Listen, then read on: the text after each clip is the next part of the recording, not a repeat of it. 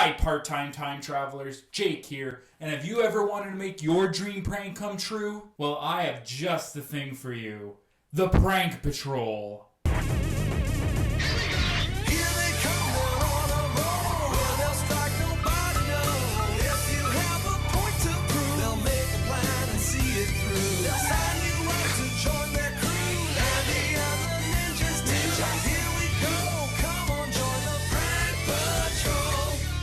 If you signed up 2005 to 2009, I would have the thing for you. But here at Woodward TV, we always like to take a trip back in time with your little old Canadian boy here. And the show I was absolutely obsessed with growing up was Prank Patrol. It was more than an obsession. I literally couldn't wait to come home from school and prepare for Prank Patrol. I would take notes during the episode so I can answer the newsletter after the episode for a chance to win a free t-shirt. And considering I was probably the only one who did it, I did win a free t-shirt. And I don't know where it is, but I made a jumpsuit just like the show for today. This brings me back so much. But instead of just reviewing my favorite episodes, you could find that elsewhere. Curtis Connor made a great video explaining the greatest episode of the show. I thought I'd do something a little different. I was going to do my first ever ranking on this channel, ranking every single episode of the first season of Prank Patrol. Is this niche enough? I thought it'd be really cool to take notes and make a system of how to rank each episode, which pranks worked better than other pranks. And I even made a formula. I spent a month going through the first season, and it was such a trip back in time, indescribable. I know a lot of you watching this might not even know what Prank Patrol is, so what is Prank Patrol? Prank Patrol was a show hosted by Andre Simonu, also known as Andy. And Andy would take a kid around 10 to 14 years old, and he would kidnap them to make their dream prank come true. After he'd kidnap them, they would discuss the plans for the prank. They would go to the special effects labs, which was some of the coolest parts of the show, showing how to make the prank, the pre-production. That was the meat and potatoes of the show, if you will. They would show you a cartoon of a prank that you can pull off easily at home. Andy would get pranked by the ninjas, and then the ninjas would go out and prank the public. And then the prank would occur with hidden cameras, and we would see the grand reaction. And sometimes they would be the wackiest pranks. So that was pretty much Prank Patrol. It was interesting looking back. The first season is 18 years old, and I was 8 years old when it came out. And I hated when I would go to school and I would say, I can't wait to watch Prank Patrol when I get home. And they'd be like, you know, that's fake, right? And I was like, no, it can't be fake. And now viewing it with an adult's eyes, it was fake to a certain extent. So all the pranks that you see is real. All the reactions are real. But as a kid, I really thought that the kids were the ones making up the pranks, when that is not the case. All the pranks are pre-written and thought of, and then they find the kid, and you can really tell some of the kids struggle with the scripted segments of the show. But other than that, the pranks itself are not fake. None of the reactions are. So I could accept the fact that the pranks were written by a writer itself, the concept, and the kids just kind of followed along with it. But how did I rate the episodes? How did I come to the conclusion, the order from 25th to first? Well, I created a little mathematical equation for y'all. I have 9 categories scored out of 5 while I was watching the episode. The first category is concept. Is the concept of the prank good? When you hear the concept, we're going to prank you with this monster, or we're going to make you think this happened, is it a good prank idea? So I scored that out of 5. Next is the production design. Even though this is a low-budget Canadian television show, a lot of production design went into each of the pranks. It's the whole first half of the show is showing the production design to make it look believable. How was that production design? Did they make it look believable for the person getting pranked? How much work did they put into it? Scored out of 5. The pranksters and the pranked. So a big part of this episode, whether or not it works, is if the prankster itself is a good personality, because they're the main kid. They're on screen for the entire episode. How do they do throughout the episode? Are they good camera talker? Or do they sound extremely scripted? Are they shy and timid? And then the person that they pranked, are they receptive to the hidden cameras? Is their personality shining, or are they just kind of dull and they're like, oh, I just got pranked? It's 4 out of 5. Recipe for the prank. Whether you guys like it or not, I'm including the recipe for the prank and the ninjas in this ranking. They are parts of the episode. Recipe for the prank. Is the prank doable for kids? And is it even a good prank to pull off on your family members? Scored out of 5. And is the ninja prank entertaining? It's supposed to be entertaining. A lot of them aren't. So, of course, I rank the ninjas out of 5. Execution and reaction. Was the execution good, and did it get a reaction out of the person being pranked? It's what the show's all about. I have to rate it out of 5. Nostalgic factor. This is the category that makes this ranking uniquely mine. When I went back and watched these episodes, some of them I had no recollection of, and some of them turned me into an 8-year-old boy sitting on that couch again. Which, as stupid as a low-budget TV show for Canadian kids sounds, it could bring a tear to your eye. So when I watch an episode, and even a sentence of inflection is somewhere buried deep in my brain, if that ignites a feeling in me, it has to be rated. It affects my overall enjoyment of the episode. So your ranking could be different, but nostalgia factors into my ranking. So I rate that out of 5. And of course, the overall feeling I have for the episode after I watch it. And it's funny, some of these rankings actually changed a day after, because I kept thinking about a prank in a positive way, or later on when I was looking at it, became very forgettable. So out of 5, my overall feeling towards the episode. So that scores out of 40. I total it up, and I get the grand percentage. Now, this is the first season. Of course, in any ranking video, we have to start with the bottom. This first tier of bottom episodes, I would say, are just boring. They're not even so bad they're good. They're just boring. Stuff didn't work. There's still some merit in it. There's still Prank Patrol episodes. But let's get right to it with number 25, House Cleaners. Today, Pia Savoie joins the Prank Patrol. Her mission? To gross out her friend by turning a house into a pigsty. So disgusting. Then make her friend clean it up. Oh yeah, the more they clean, the messier things get. So this episode right away is just kind of a poor concept in my opinion. Like, we're setting up a dirty apartment and you have to clean it, but it's just so gross. Also, this episode doesn't age well. Does she like to dance, you ask? Does Donald Trump like money? But maybe this prank will work. They're gonna explode a chair! Is that gonna happen when Shima's sitting on it? No, I don't think so. Jacques kind of has an obsession with blowing stuff up, I think. Oh, they're not. It's just gonna fall apart. We have our first recipe for a prank. You're gonna take your sibling's shirt, you're gonna buy a smaller one and pretend that it shrunk and freak them out. This is a very basic recipe for a prank, but it is a doable one, which some of them just aren't doable for kids. I feel like if you get your parents' help to buy the smaller shirt, this could be a really cute and harmless prank, so I do rate that 3 out of 5. The ninja prank is also very basic. It is rats going by people's feet in the mall. You do get some good reactions, though. It also happened in the episode, and the rat theme kind of goes throughout the episode, so I do give it props for that, but it is a very basic ninja prank that, you could skip very easily, but 3 out of 5. The best part about this prank would have been Andy and Pia going to destroy the apartment. I think that is just such a fun task to do while preparing for the prank. It's not too much pre-production, but you do get to destroy an apartment, so it's better than cleaning it up.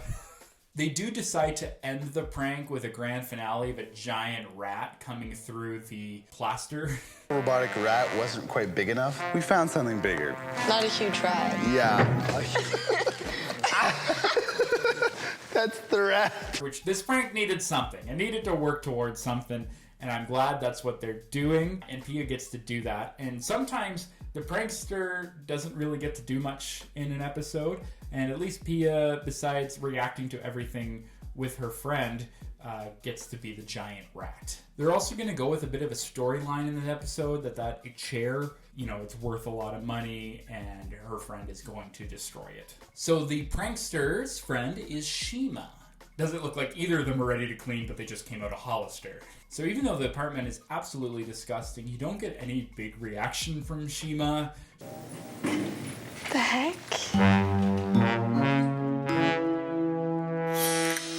Shima's either stunned or she thinks this is normal. She just kind of is like, okay, well, I'm still getting paid, so I'm gonna just go in and start. And then the worst thing happens for this episode. None of the booby traps work. Okay. Oh, it didn't fall down. Okay, well, there's paper towel. Try one of the switches there. I don't see anything under here. Oh my god! Oh my god! And the chair, Shima refused to sit on it, probably because this dude told her that it was worth so much money. Oh, okay, because this chair is worth $10,000. It would have been so much better if she broke it and then they said it was worth a lot of money. The bathroom reaction is good, but other than that, this episode, just like the apartment, it just stinks. I don't like it. And Shima, the person getting pranked, is just way too sympathetic to get pranked. She was kind of panicking at the end there. I didn't do anything. And the worst part is when the rat came out, Shima wasn't even looking. Now to the ranking. Concept, 1 out of 5. Boring. Production design, 2 out of 5. They just messed up the apartment and the props did not work. The prankster and the pranks, 2 out of 5. Both of them are not the biggest personalities. Recipe for the prank, 3 out of 5. Ninjas, 3 out of 5. Execution reaction, 2 out of 5. Speaks for itself. Nostalgia, 2 out of 5. Pia, I remembered, and the giant rat is what I remembered. And overall feeling, 2 out of 5. You know, this episode kept having little moments where it's like, oh, it could be good, and then it's not good. So I think 2 out of 5 is fair. Which brings it to a grand total of 17 out of 40, which is 42.5%. Did not pass the Prank Patrol exam, unfortunately. Let's move on to number 24, the magic car. Today, Wesley Belusi joins the Prank Patrol. His mission? To create a magical car that talks, Hello, Wesley. rocks, and drives by itself. This car is gonna take his little brothers for the ride of their lives. It's talking. What's talking? The car. Uh-oh. Making a car magical is just kind of a stupid concept because only someone really young would believe it. Luckily, this kid is pranking his younger brothers that are like 6 years old, so it does work in that sense. The targets of Wesley's prank are his 2 brothers, Kevin and James. Kevin James! Something that is kind of neat, though, is Wesley, the main pranker, is just kind of dissing Andy. Like, I know this segment is mostly scripted, but They're destructive, and they're into toy cars, so we could destroy their toy cars. Yeah, well, that's kind of mean, and it's a little too small for, a show like this, Prank Patrol. So they modify this car, and it is still the ugliest thing I have ever seen. I don't know how anyone can fall in love with this car. I think my brothers are quite gullible. They'll believe the car is really magical and everything, once it's souped up a bit and everything. Recipe for a prank is the phantom car scratch. This one is a very easy prank because you don't need anything except a note telling your neighbors that they scratched your car, and they look around the car all frantic when there is no scratch. It's a easy prank. It's just kind of lame and kind of mean. So 2 out of 5 for that one. So now we also have to find a name for the car. Now, from what I heard, your little brother James has a little bit of a girlfriend. Yeah. Well, our ninjas did a bit of research, and we found out that her name was Lauren. That ninjas did research. That's a funny word for production. Andy again comes out in a brilliant costume. This is the point in the show where people are starting to recognize Andy because the show is now airing on YTV, so he has to get into some ridiculous costumes. This is a good costume, I gotta give him that. Hey, mates, how's it going? I was just in the neighborhood getting petrol in me lorry, and it looks like you guys are hard at work here. Ninja prank is just a collapsible table. 3 out of 5, good reactions, kind of boring prank. The blueprint for Wesley's prank is a scrap metal yard, a giant crusher, an old magician's photograph, and a talking car that drives itself. still don't know what this prank is. What is the prank itself? The smallest kid steals the show. He is so cute, and his little remarks on everything are awesome. What'd you think of that? Was it awesome or what? It was really awesome. Hey, I see a disco ball. Read it. Yeah, those are for other kind of cool people. Yeah. Especially when they mentioned the car's name is Lauren, which is his girlfriend. Yeah, and they said that the car's name was Lauren. Lauren. Oh, Hey, Lauren's my girlfriend. no. Are you serious? Very, very cute. No, I don't think this prank really worked because the kids just take everything at face value. You can't really get the kids attached to the car and then say, do you want to destroy a car? Because of course kids are going to be like, yeah, I want to destroy the car! Come on, crush it. Yeah, I think we're gonna have to crush it. So this did really work. So for the ranking concept, 2 out of 5. What was the concept? Production design, 2 out of 5. Ugly production design. It's there. They secure a good location. They added modifications to the car, and the kids sure like the disco ball, but it's just kind of ugly. The pranksters in the prank, 2 out of 5. Wesley's good, but it's not really the right people to prank, but the youngest kid is cute. Recipe for a prank, 2 out of 5, lame but easy. Ninjas, 3 out of 5, easy but fun. Execution, 2 out of 5, the kids didn't care, didn't reach their goal of them caring about the car, so 2 out of 5. Nostalgia, 2 out of 5, didn't remember much. I kind of had a spark when they mentioned the whole Lauren thing. I feel like I laughed at that as a kid. Overall, 2 out of 5. I was just kind of bored. Brings us to the grand total of 17 out of 40, 42.5%, which is the exact same as the house cleaners. So how I determine which one is better when there's a tie like that is usually the overall score. But the overall score is the same here. So looking back, which episode did I enjoy more? I would definitely say at least everything worked in this episode opposed to the house cleaners episode. And the personalities were a little bit better. So I am going to give this one the honor of 24th place instead of 25th. Now moving on to number 23. The first episode of the series. Today, Sean Fontaine joins the Prank Patrol. His mission? To convince his buddies that he found a mysterious glove that gives him superpowers. That was so real. Will Sean become a superhero and rise to fame? Guys, come here. Be careful, don't push the trigger. This thing is awesome. So this episode feels very different from other episodes, mostly because it is the pilot, and most likely this is the episode they had to shop around to networks to prove, please pick up our show. So they had to explain the concept of Prank Patrol a bit more and just make it a special effects showcase pretty much. Because the whole idea of this prank is this kid finds this glove and he's able to point it at objects and it blows up. And it shows the educational part of the episode because it's how they made the pyrotechnics. The first kid that they have here, whether they found him or it's a producer's kid, is really good. I like Sean. He is this total Bostonian. So I heard a story about the Red Sox. What's this story that they bugged you about? Oh, see, I dressed up as a huge Red Sox fan. I had the hat, the shirt, and of course, Red Sox. Okay. Now, see, they're mostly Yankee fans. And, well, that didn't go over big. He does struggle with some of the scripted parts, but overall, I think you needed a good, energetic kid to start the show, and they just found the most godfathered 12-year-old that they could. Recipe for a prank, car confetti. This one, you put the little 3-hole punch papers into your air conditioning and it blows out. Please ask your parents before you do this, unless you're pranking your parents. But if you're a kid, they could get very mad at you. This is very fun, though, and pretty easy. So I'm giving it a 3 out of 5. Again, this episode just seems like to be safe, cookie cutter. Let's just make sure that we get through the episode.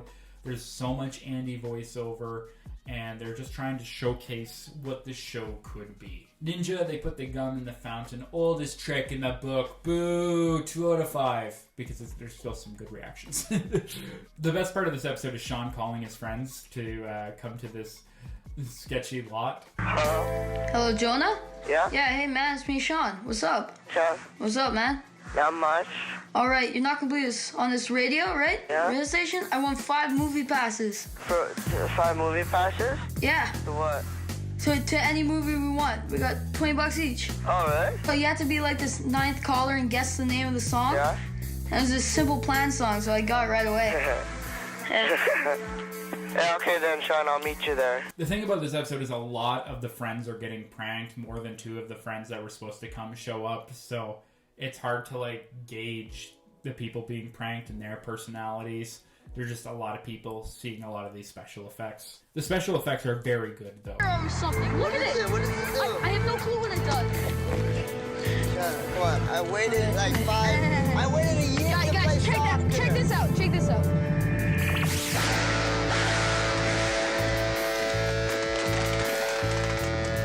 This thing is awesome.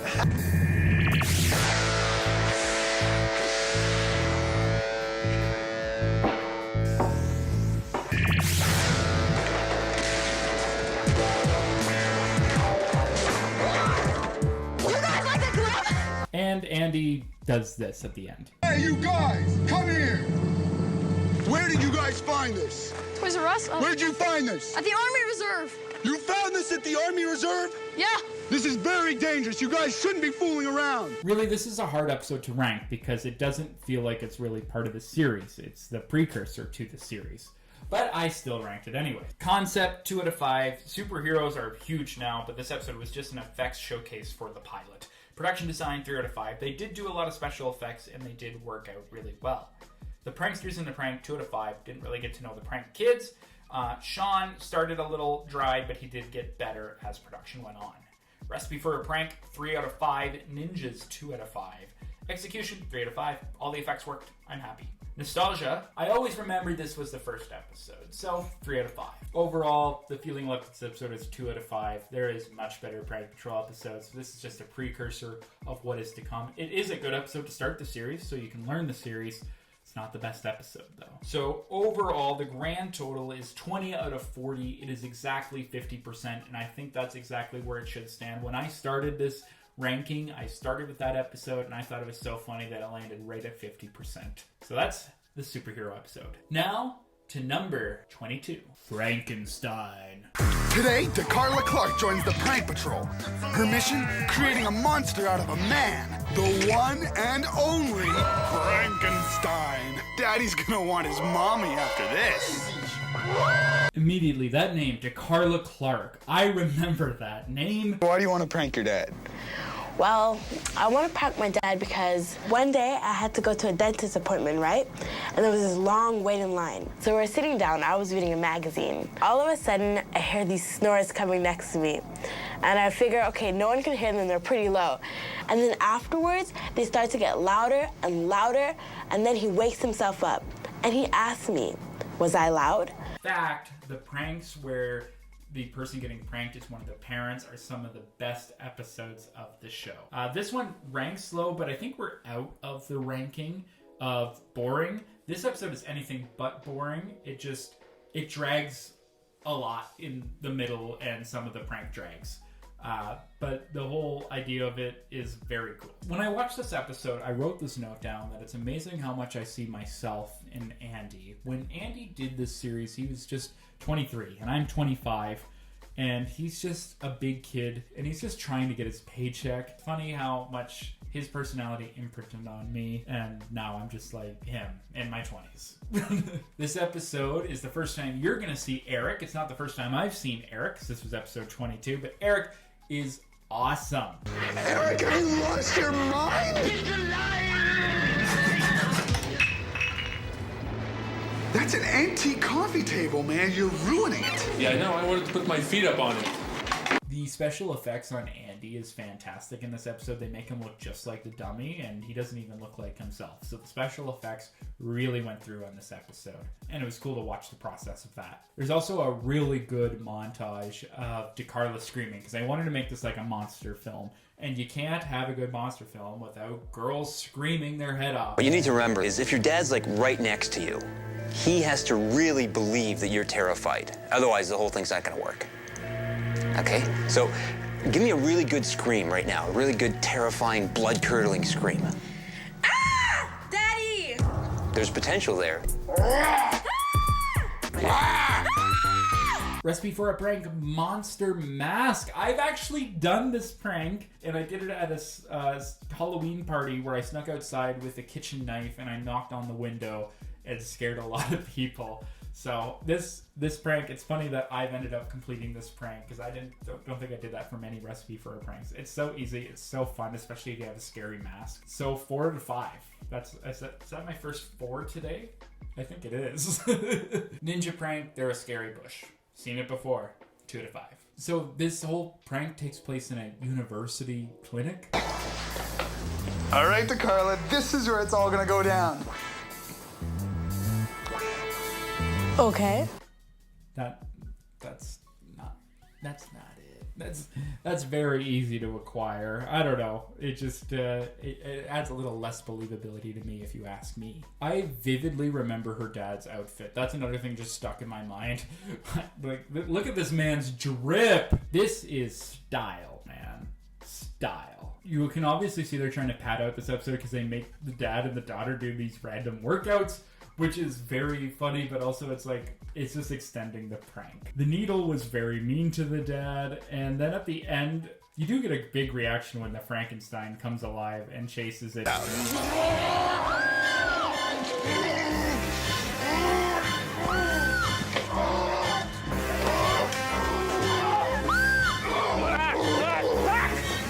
Everybody get up! But you can tell that the dad just thinks it's a crack addict, and it's not like someone coming back to life. So for scoring, 2 out of 5 for the concept. The concept's just one big scare. They really had to make up shit during the episode. Production design, 2 out of 5. Andy's costume is very cool. But a university clinic? Come on. The pranksters in the prank, 3 out of 5. Very funny duo, but afraid to let loose a little bit. Recipe for a prank, 4 out of 5. Ninjas, 2 out of 5. Execution and reaction, 3 out of 5. The reaction was great. The execution was kind of mid. Nostalgia, 3 out of 5. I remember the dad mincing a lot, especially that drip. Overall feeling leaving the prank, 2 out of 5. Good prank, but the episode does drag a little bit. But it is the first one over 50%, for my grand total is 21 out of 40, which gives it a 52.5%, and that is a pass. Now moving on to number 21. Episode 12, Robots. Today, Christopher Wynn joins the Prank Patrol. His mission? Designing and creating the most intelligent robot in the world. Hello, Richard. And programming it to get his little cousins into big trouble. What is happening in here? I didn't think I would remember this episode when I came upon it, but as soon as I saw Andy in that metallic robot suit, immediate nostalgia. I remembered this episode right away, so big nostalgia points for that. Pretty cool. Yep. See, all we're doing is we're taking our camera and we're broadcasting it wirelessly to our monitor. Sweet. What do you think, Chris? I think it's awesome. Prank Patrol is very ambitious for technology that won't exist for another 20 years. Luckily, they have very young kids to believe it. Robot School Recipe for a Prank. This one is a funny prank, putting all the letters on the doors and making people round and round, but logistically this could be difficult, and you can also get a trip to the principal's office because of this, and no one wants that. So 3 out of 5. This part of the episode, they need to make it look more realistic, so they just start plastering computer chips and random shit onto the robot, which is something that we did a lot in film school to make it seem futuristic. But what are we gonna do, man? I mean, there's not that many people around that can do the robot. Oh, we could get a mime. Brilliant! George, I need to use your yellow pages. We're gonna get a mime. This mime guy is very weird. They definitely had him lined up before this episode. And this is something I've been working on for the last few years, and I'm really proud of it. This is called PSYOP. They predicted Siri!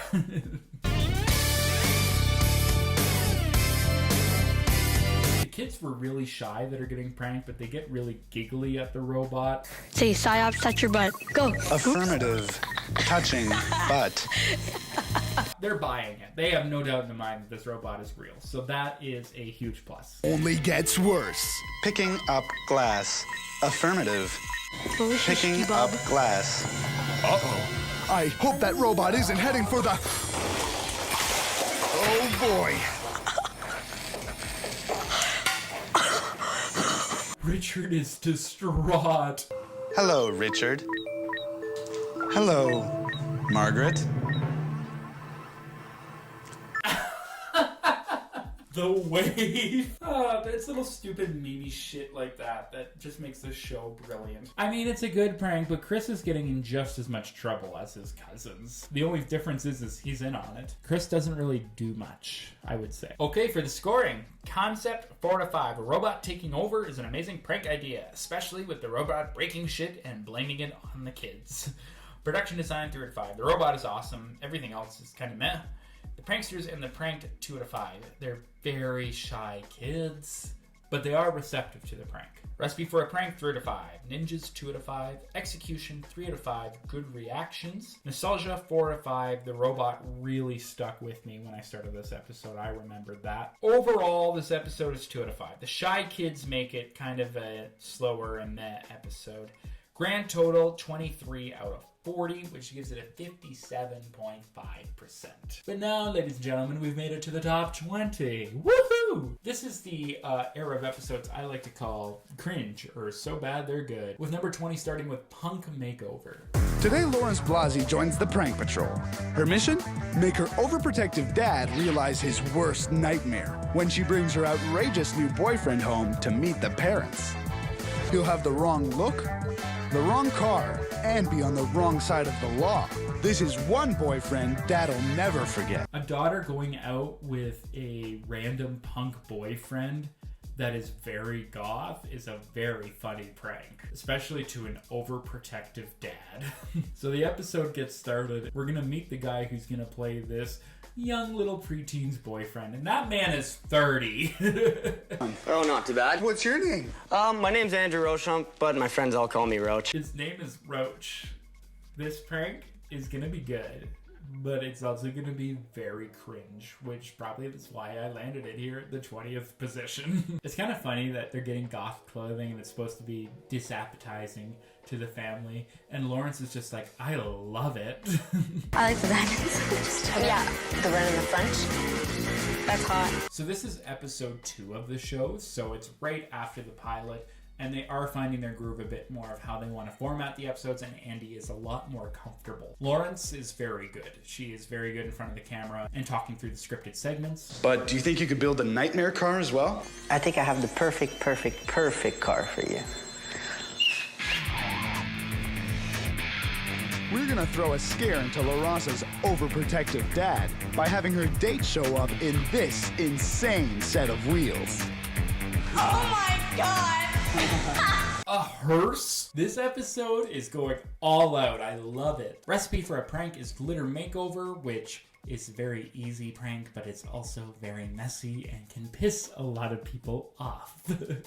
Be careful who you do this prank to. 3 out of 5. I'm gonna give it a 3 out of 5. This would just be a really fun episode of film because now they're going to this car detailer and they're detailing the hearse, and this guy is awesome, and I can just imagine Lawrence just having the greatest time filming this episode. The ninja prank is a coffin in the middle of a park. This is a funny quick scare. I only wish that the coffin just stayed closed and then they just like opened it and scared you, but like, this is so camp. Why is there a coffin laying in the middle of a public park? That's the kind of stuff I love. Also, what is that dummy?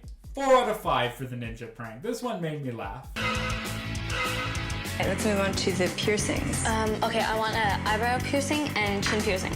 Goth culture is alive. She's literally creating the perfect boy for her. And she gets to shave his head. And they do add to this prank by giving Lawrence her own little makeover. The only thing is that this prank is mostly improv, as you will see as it gets started.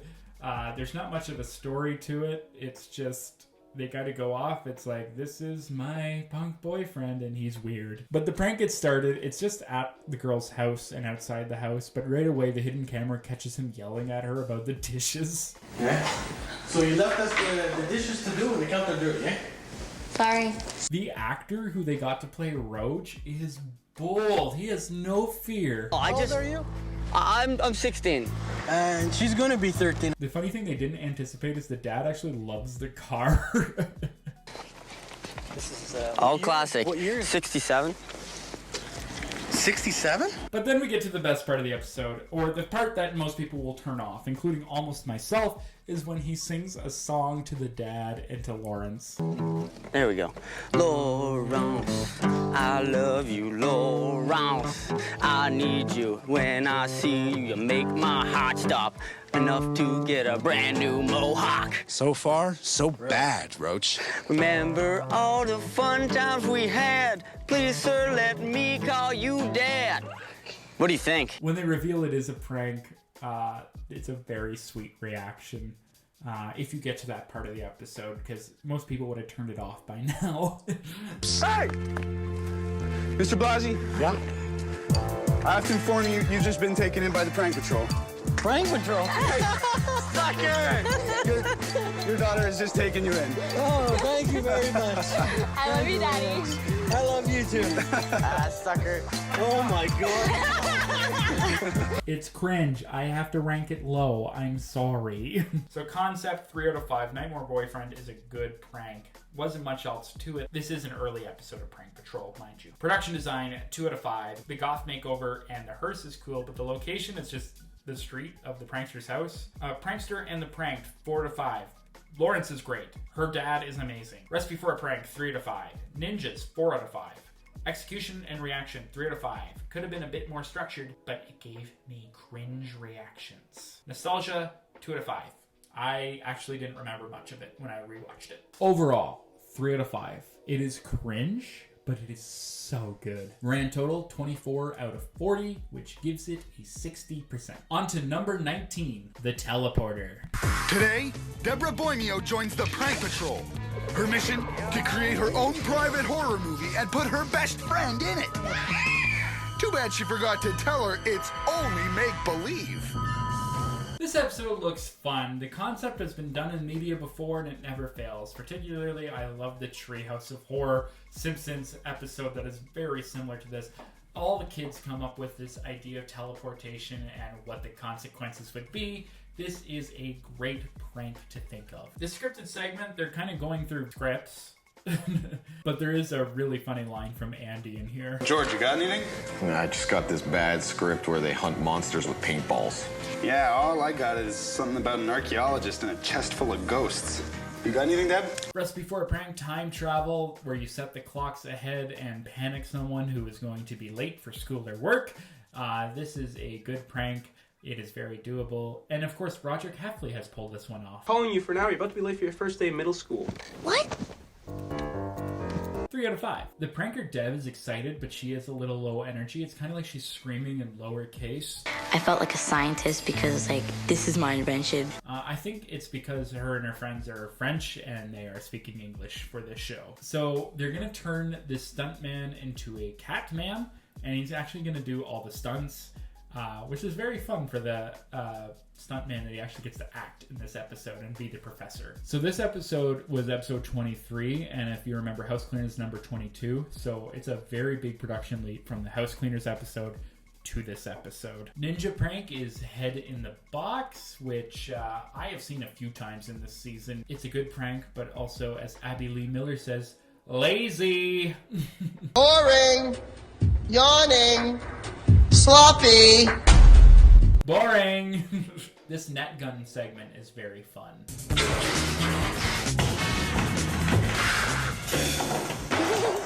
If at first you don't succeed, you gotta try, and try, and try again.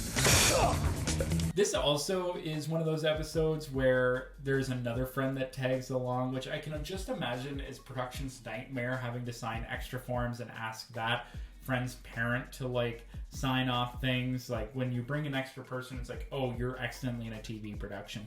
Prank Patrol producer, if you're watching this, please rant to me about when that would happen. These people are picked for TV, where this random friend is a wild card. There's our mad scientist. A Prank Patrol actor, of course. Can I help you? Yeah, I'm adopting a cat. You're adopting a cat? Yeah. Well, I'm sorry, you're not in the right place. How did you get in here? The signs. What signs? The signs outside is cats for adoptions. We followed them. Was there no one outside stopping you from coming in here? This interaction's weird. It's kind of very magician-y. As long as they're buying it, that's all right. All right. It's totally safe, by the way. Okay. something's not working here. Hello, kitty. Here we go. Back in 1 sec. Uh-oh. If that doctor steps inside the teleporter, there's a chance his cells may mix with the cat's. Oh, it did.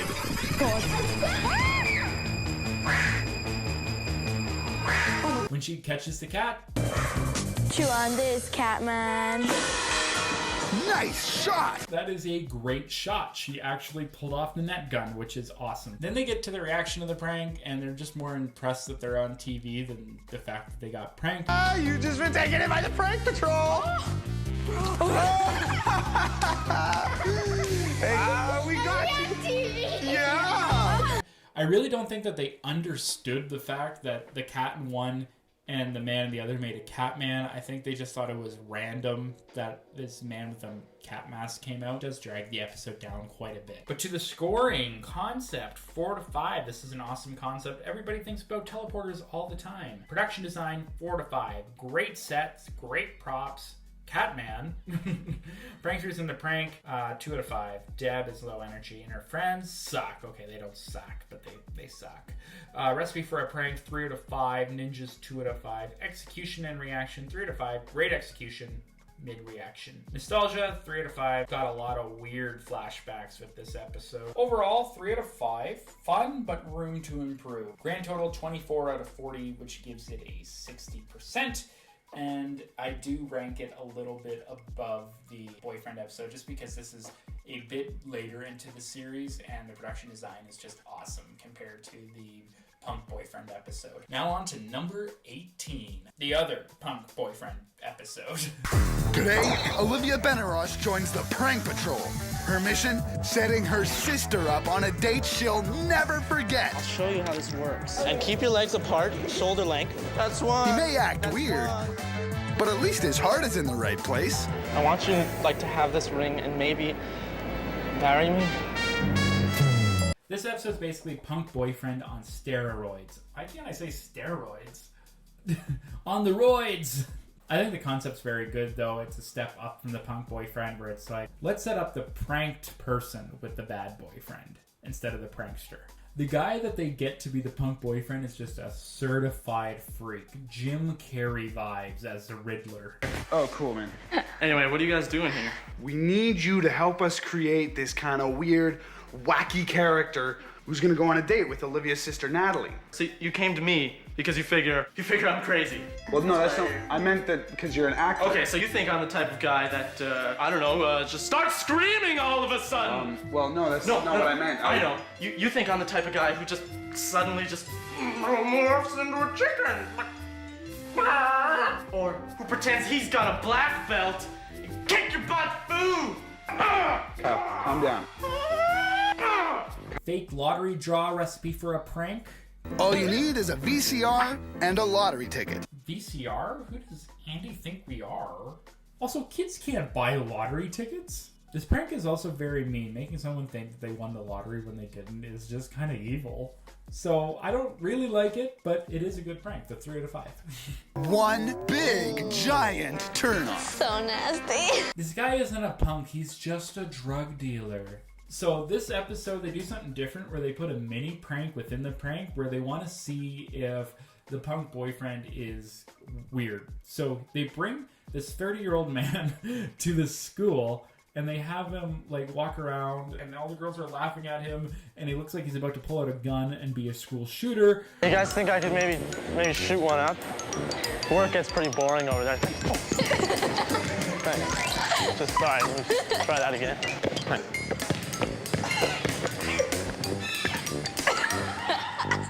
Foul for filming those girls all sweaty, though. They were on national TV. Massage prank for the ninjas. This is just harassment. Everyone's laughing, though, and I'm laughing. So I'm going to give it a 4 out of 5. So this indoor mini-putt place just kind of looks like a warehouse that they built mini-putt in. So I don't know how believable that is. And they bring a boy for the girl to date, and he's also in his 30s. I do like the setup for the prank because the girl is like, okay, like, we need a fourth. This guy is brothers. Just go out with him, please. Andrew? Andrew. What's up? Hey. Oh my god. Is that your friend? Hi, I'm Kyle. Nice to meet you. Hey, you are? Yeah, I'm Olivia. Olivia. Hi. Why don't we play like boys versus girls, maybe? Who wants to go first? Let the ladies go first. No. I think I'm gonna go first because I want to win. This is again gets cringy. All these boyfriend pranks are so cringe. Do you have a boyfriend, Natalie? No. It's your No way. I've never even had a girlfriend before. I don't understand why. Maybe you just haven't found the right person yet. Yeah. The sister's trying to be sweet and very friend-zoney, like, you haven't found the right person yet. This a triangle. This has to be a triangle that moves all in unison. And keep your legs apart, shoulder length. Look, I'm just trying to help you here. Okay, are you okay? Yeah? Okay. Nice shot. That was good.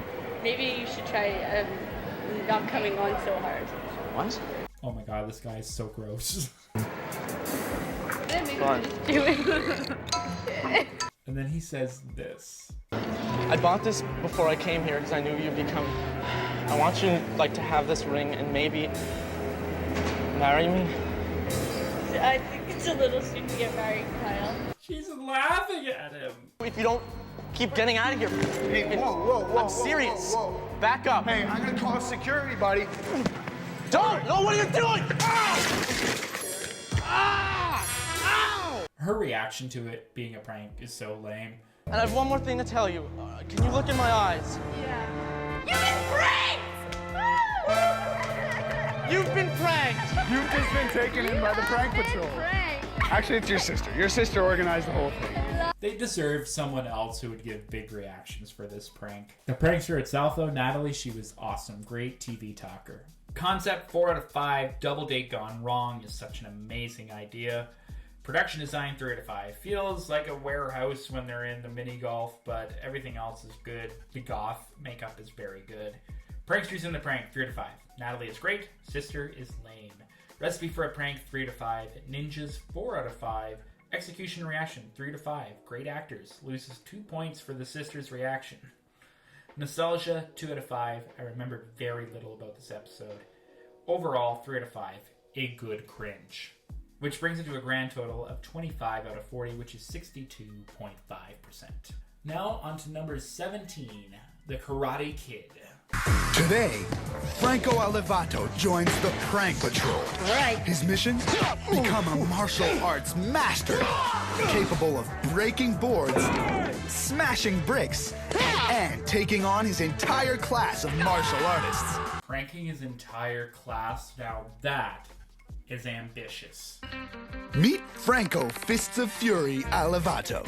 Franco enjoys a good session of PS2 and making his buddies laugh. This show is so dated, I love it. They definitely, though this is an early episode in season 1, they definitely asked the teacher what kid would be good for TV and good to prank the others. They definitely wanted an episode where a whole classroom's getting pranked.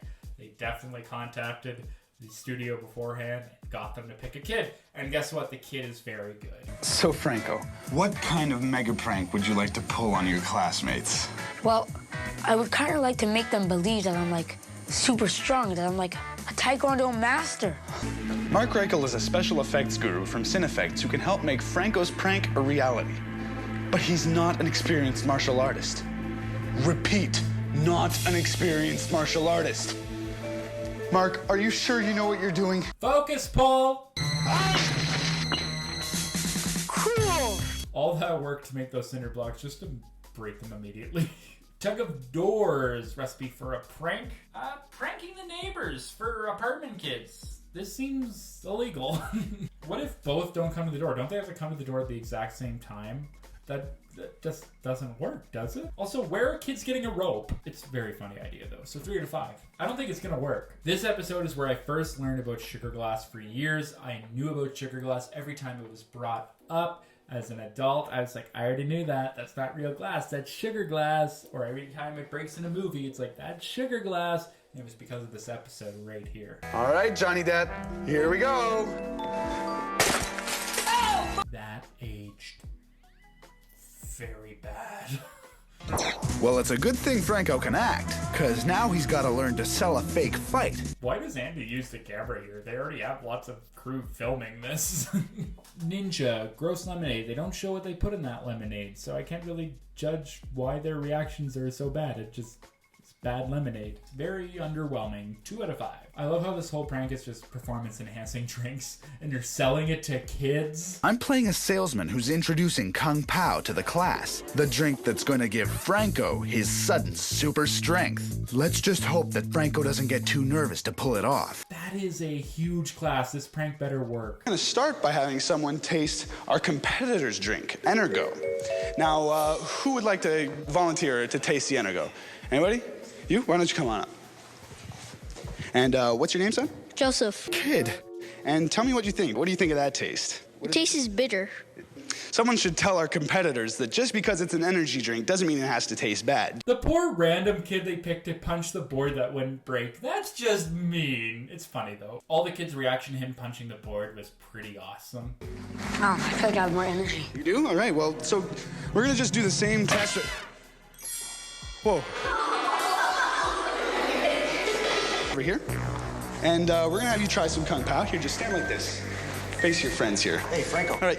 Whoa, Franco, Franco, 1 glass is enough, okay?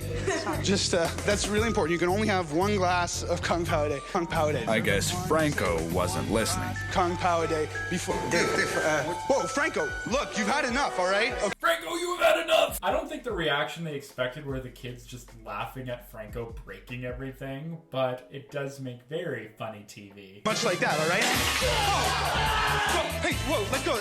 Are you all right? Go ahead. Okay, check out his hands. Wait. Franco, you gotta calm down. All right, Franco, come on. Work some energy out on the back here. Come on. Oh. But then when he breaks down the door, that shocks a lot of them. Franco! Jason, are you okay? Franco really went ham with the acting, which makes this episode work. There's a lot of episodes I find better than it, but Franco makes this episode completely. And you've just been pranked by Prank Patrol. That's right, you've just been taken in by the Prank Patrol, guys. I'm the master of white belts. Concept 4 to 5, pranking a whole class has to be planned early because that idea is awesome. Production design 3 out of 5. So much filler in this episode. They already had the studio. Not much production design besides the materials. Prankster in the pranks 4 to 5. Franco is awesome. The class reactions are great. Recipe for a prank 3 out of 5. Ninjas 2 out of 5. Execution reaction unexpected but fun reaction. Franco got to do a lot, so that one is a 4 out of 5. Nostalgia 3 out of 5. Remembered a fair bit. Overall, 3 out of 5. Dragged in the episode, but it was a lot of fun. Grand total, 26 out of 40, 65%. Now on to number 16, Haunted House. Today, Caitlin Crosby joins the Prank Patrol. Her mission? Turn her ordinary house into a haunted one. Then lure her unsuspecting friends over for a sleepover. It's a night they won't forget. If anyone knows anything about me, it's that they know I love me a haunted house. So already this episode has a special place in my heart, but there is some drawbacks to it, and I'll get right into that. So tell me, why do you want to prank your friends? Well, me and my friends bug each other a lot, mainly about me being short. Really, they're pranking you for being short. It's a little stretch, but being a short king myself, I know the heartaches. I hear you just moved into a new house. I did.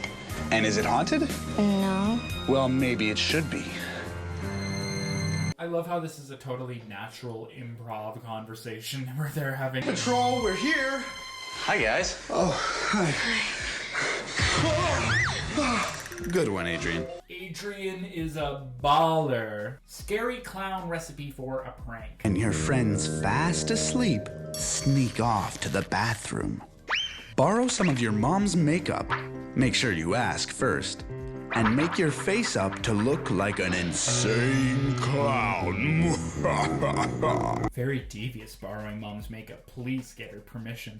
This is bound to end in tears, is what all I can say, but it is very easy prank, so if you dare to enter that territory, go right ahead. 3 out of 5. This was the first episode I remember learning about two-way mirrors and how they work. That's so cool. This, again, though, is the education part that really stuck with me watching Prank Patrol, was the whole how special effects worked. And this episode is a beautiful showcase in that. This ninja prank that they do is so funny.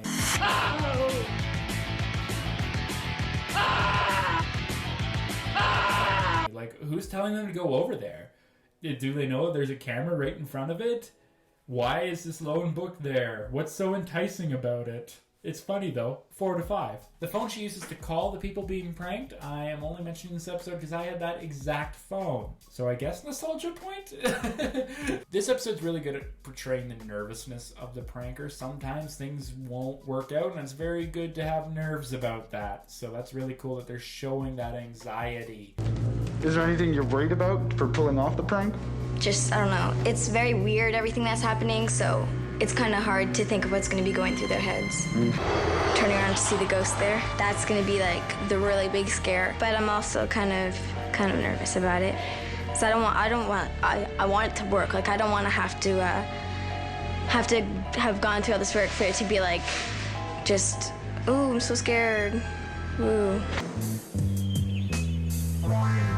Anything, I just telling your dad that, like, it's nice to see you guys here because there used to be this kind of crazy lady that lived here, and it's just, anyways, it's interesting. It's nice that you guys are here. Well, sorry, I don't know, like, there used to be rumors around when I was growing up. Looks like the pizza dude has got their interest in more ways than one. They all think the pizza guy is cute. Such a teenage girl sleepover. Someone should close the window. If a cat could howl at the moon, this is what it would sound like. If you ended up going to... It's caught in there. Oh my god! I can't believe the girls are falling for the meows, but the prank itself, it kind of failed.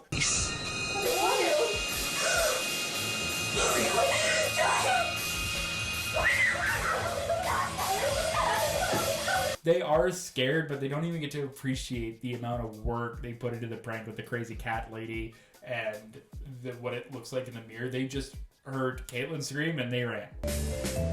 What is it, Kate? Concept 4 to 5. Haunted house is a classic prank. Production design 4 to 5. Despite the fact of being in a regular house, they did a lot for this prank, including putting up a whole wall in the basement, the newspaper, cat, and the two-way mirror. Pranksters and the prank 2 out of 5. The girls didn't do much. Recipe for a prank 3 out of 5. Ninjas 4 out of 5. Execution and reaction 3 out of 5. Some missteps to the prank. Nostalgia 4 out of 5. I remember this, and they showed this episode in the commercials a lot, and this is where I also learned a lot about special effects. Overall 3 out of 5. Despite some misfires, a very cool concept. Grand total brings it to 27 out of 40, which is 67.5%. Now, Bumber 15. Spider. Today, Julian Alsayer joins the Prank Patrol. His mission? Creating a giant venomous spider and have it cast its web around his scared little brother. Whoa, what is that? Wasn't that preview wild? So the episode starts with Andy rocking the Blue's Clues fit. Andy, where are you? You need to help Steve, Joe, and the other one. He's like really scared of spiders. Like, oh, that's good. Deep down inside, he's like terrified, but he doesn't want to show it. So if we had like giant spiders of our own. Oh, it would be fun. If you saw a giant spider in person. He would go, wah! Listen, I'm scared of spiders too, bro. This is a great prank because I would have screamed like a little bitch. So this is episode 14 of the series, and I think that this is the first fan of the show that applied to get on. I think a lot of the others before it were recruits, or they found them through talent agencies, but you could tell that the episodes finally started to air, and this kid has seen some of the episodes and knows what he's getting into. The whole pre-productions episode is learning about spiders, and even though I'm scared of spiders, I love learning about them, and this would be really cool to learn how they move and how to replicate that with a big giant animatronic. Well, kind of an animatronic. Recipe for a prank, building bed bugs. This is a wire coat hanger prank, so you do need some help if you are a kid. But this is a classic prank. I like the added elements to it, and very easy to fool your sibling. 4 to 5. Andy's in his massage era here. I want this costume to look really real because I want it to work on my brother. I want to like scare the bejeebers out of him. Scare the bejeebers. He wanted to say fuck. Let's just be. He wanted to say fuck. That should have not been aired. That kid. This is a kid show. Ninja prank is a flying spider. Classic prank. It just looks so fake, which kind of sucks, but you get good reactions, so 3 out of 5. Another awesome part of the pre-production is that Julian gets to destroy the cage. Again, destroying the apartment was the best part of the house cleaners episode. I keep coming back to that because it's so bad. But this is a very fun part, just getting to destroy the cage they locked you into. All right, get into it. That's it. Good stuff. Okay, try the other side over there. Breaking through that cage, that was so fun. It has to look like a giant spider broke out of it. Go! Yeah, really rip away into it. More. Go. Oh, you all right? You okay? So another one, they're making them clean the apartment. Is that child labor? We don't know. They don't even say that this is like a spider lab. That would have been so much more believable. But no, this was an apartment and the guy died. I gotta warn you about is what we call this is an evictor, which means we're gonna take all of his stuff out. I mean, he hasn't paid rent in, I think it was like a year. And he's, kind of just disappeared. This prank is pretty cheesy, but it's funny. I don't know, is there actually a live spider in there? Yeah, holy crap. That is wild. Jason, kid, take a look. Take a look at that. There's a freaking spider loose in here, eh? Oh yeah, a spider is loose, but it's bigger and hungrier than you think. Man, I want to get out of here. I'm freaking scared. The only thing, the prank shouldn't be working, and it's working too well with these boys. And the actor that they hired to bring them into this apartment to help clean is so good. Hey, what is this? Acronoid growth hormone?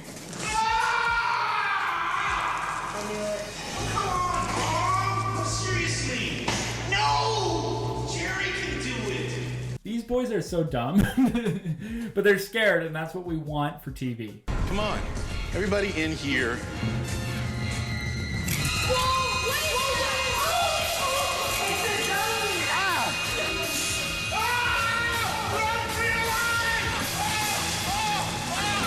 These boys ran. Same though. It was a little too good though that they didn't even really notice the scare. They just ran. All the production's work. They didn't even see it really. I love the brother banter too after it. To get my brother so bad one day, maybe bigger than this. All I could say to him is good luck trying. So that brings us to the scoring of the spider episode. Concept 4 out of 5. One of the most common fears of spider. A giant spider is a giant win in my opinion. Production design 4 out of 5. They did a lot for this episode. Pranksters in the prank 3 out of 5. Julian, the pranker, is the best part. Recipe for a prank is 4 out of 5. Ninja is 3 out of 5. Execution reaction 3 out of 5. Boys were scared but needed propped around a little bit. They were a little too scared to do this prank. Nostalgia 3 out of 5. Remembered pieces of this episode. Overall 3 out of 5. This episode is just fun. Grand total 27 out of 40. 67.5%. Which brings us to number 14, the art auction. Today, Zoe Warsnip joins the Prank Patrol. Her mission, to create priceless artwork. Auction it off. $175 to the young lady in front. Then make it look like her friend destroyed it. You break it, you buy it. I didn't touch anything! I love how real Zoe is in this episode. Like, she just flat out says that she needs a big budget to pull off a big prank. I've never ever been able to prank people, like, so they're really believing me and they're like, whoa. I want the Prank Patrol's help because I can't really do it on my own. Zoe does speak very well on camera. She is very excited to pull off this prank. Another person who probably watched the show and got onto the show. Will she be terrified? Like, very scared. Excellent. They're starting to theme the episodes with what they're doing, and there's just this random drawn portrait of Andy and Zoe. This episode got very meta with their even making interesting filming shots. So Vito, what exactly is abstract art? Abstract art is an exploration of color, form, line, so that when you're making a painting, it's not of something recognizable. It's more about expression. Recipe for a prank: color shower water. Get some drink crystals and put it in your shower and make it a sticky, colorful shower. I don't know where to get ice crystal drinks. I guess that's Kool-Aid. But this is a very cute and fun prank. 4 to 5. I love the extent of the pre-production for these pranks, making it really fun for the pranker's experience. The ninja prank is great. It's kind of a tease of what's to come in this episode. They have a hunk of junk and they say it's worth $5,000. Sign up to win this $5,000 piece of art. And the table collapses, making the person think that that piece of art was destroyed by them.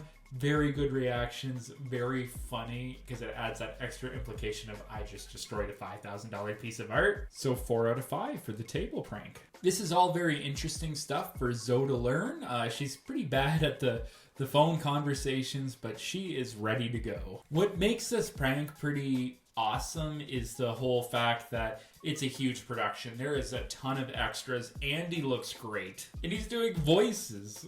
Do I hear 175? 175 to the young lady in front. And we only take cash. Making the friend think that she bid $175,000 is evil, and I love it. Andy's death stare. You know, Zoe is good for the show, but she's also very awkward, but I am loving the awkward representation. Young artist we have here with us today, a young Miss Zoe Warsnip. A round of applause, please. The thing with this prank, though, is they were trying to make her friend Bianca very jealous of Zoe, and Bianca's just a nice, supportive friend.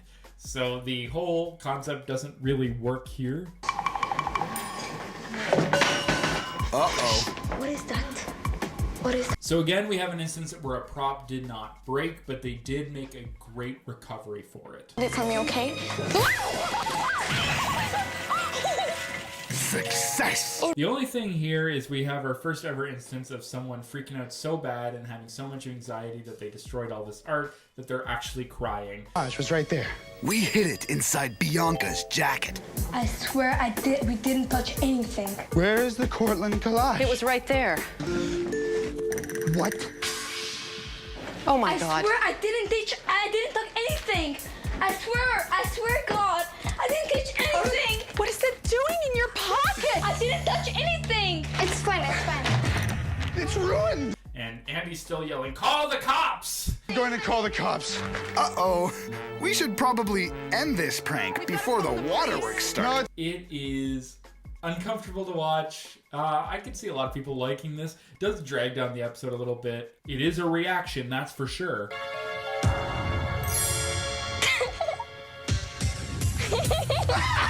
You've just been taken in by the prank patrol. Concept 4 out of 5. This prank is almost too mean, but it's a great idea. Production design 4 out of 5. The whole art auction is very believable. They did a lot of great production design on this prank. Pranksters in the prank 3 out of 5. Awkward people are awkward. Recipe for a prank 4 out of 5. Ninjas 4 out of 5. Execution reaction 4 out of 5. It worked a little too well. Nostalgia 1 out of 5. I didn't remember anything, dog.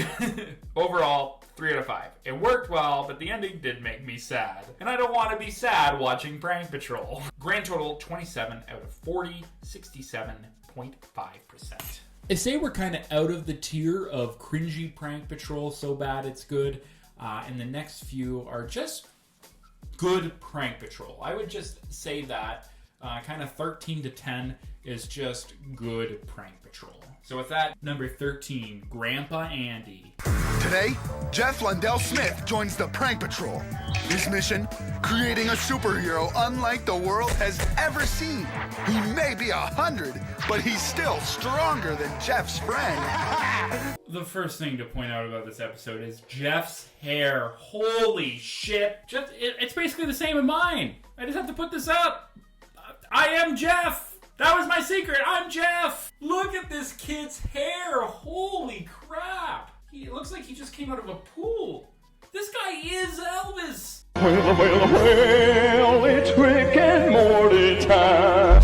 Elvis incarnate. This kid's hair. Holy shit. I do have a distinct memory of this episode. This was the season finale before the actual finale where they ranked the episodes. So, of course, they had to make it big. And Grandpa Andy was a great idea. So the episode starts with Andy walking around with a lunch lady. Oh, wait, that's Jeff. I'm sorry, look at his hair. Recipe for a prank hearing aid. A rubber tube. I don't know where kids are really going to access that. It's still a quick, clean, fun prank. 3 out of 5. So we have Andy going under the prosthetics again, doing the plaster on the face to get a hard mold. We have seen this plenty of times before. How often does that poor man have to get in the mold? It had to have been uncomfortable. I do like the extra added element of this prank that not only is he like has superpowers, not really superpowers, he's just strong, but they make him like a strong man from the circus in the 20s.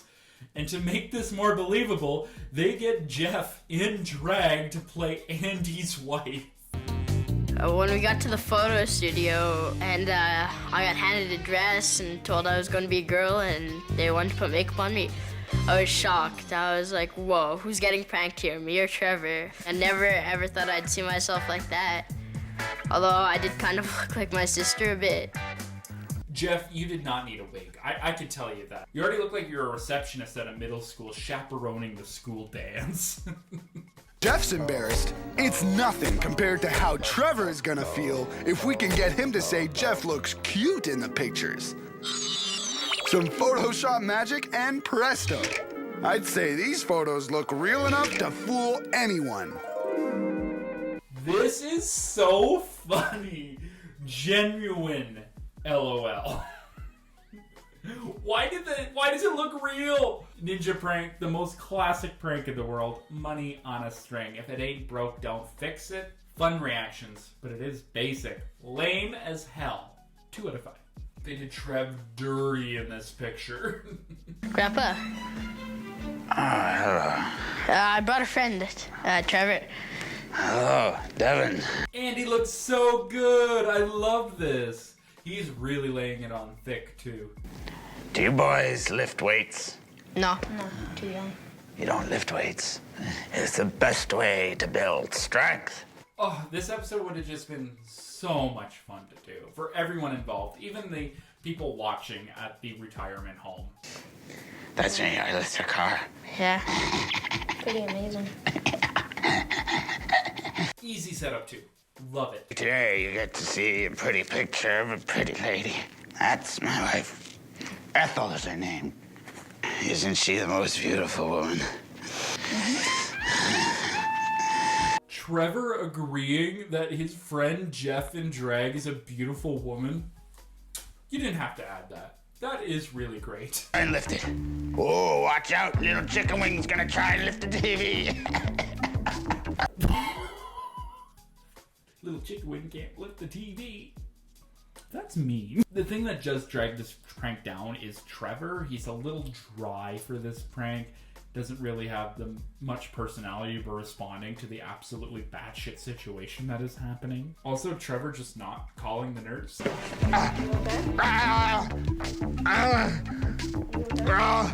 Get Jeff. Go, where's Jeff? So the whole thing is that Jeff is going to be the one in the wig. Jeff is playing the wife again. And the makeup person is very close to this prank. And he does a good job of distracting Jeff. But this is too close. Oh, that's Ethel. That's my Ethel. It's my wife. Oh, help her. Help. Pick up the fridge. Go. Help her out. Save her.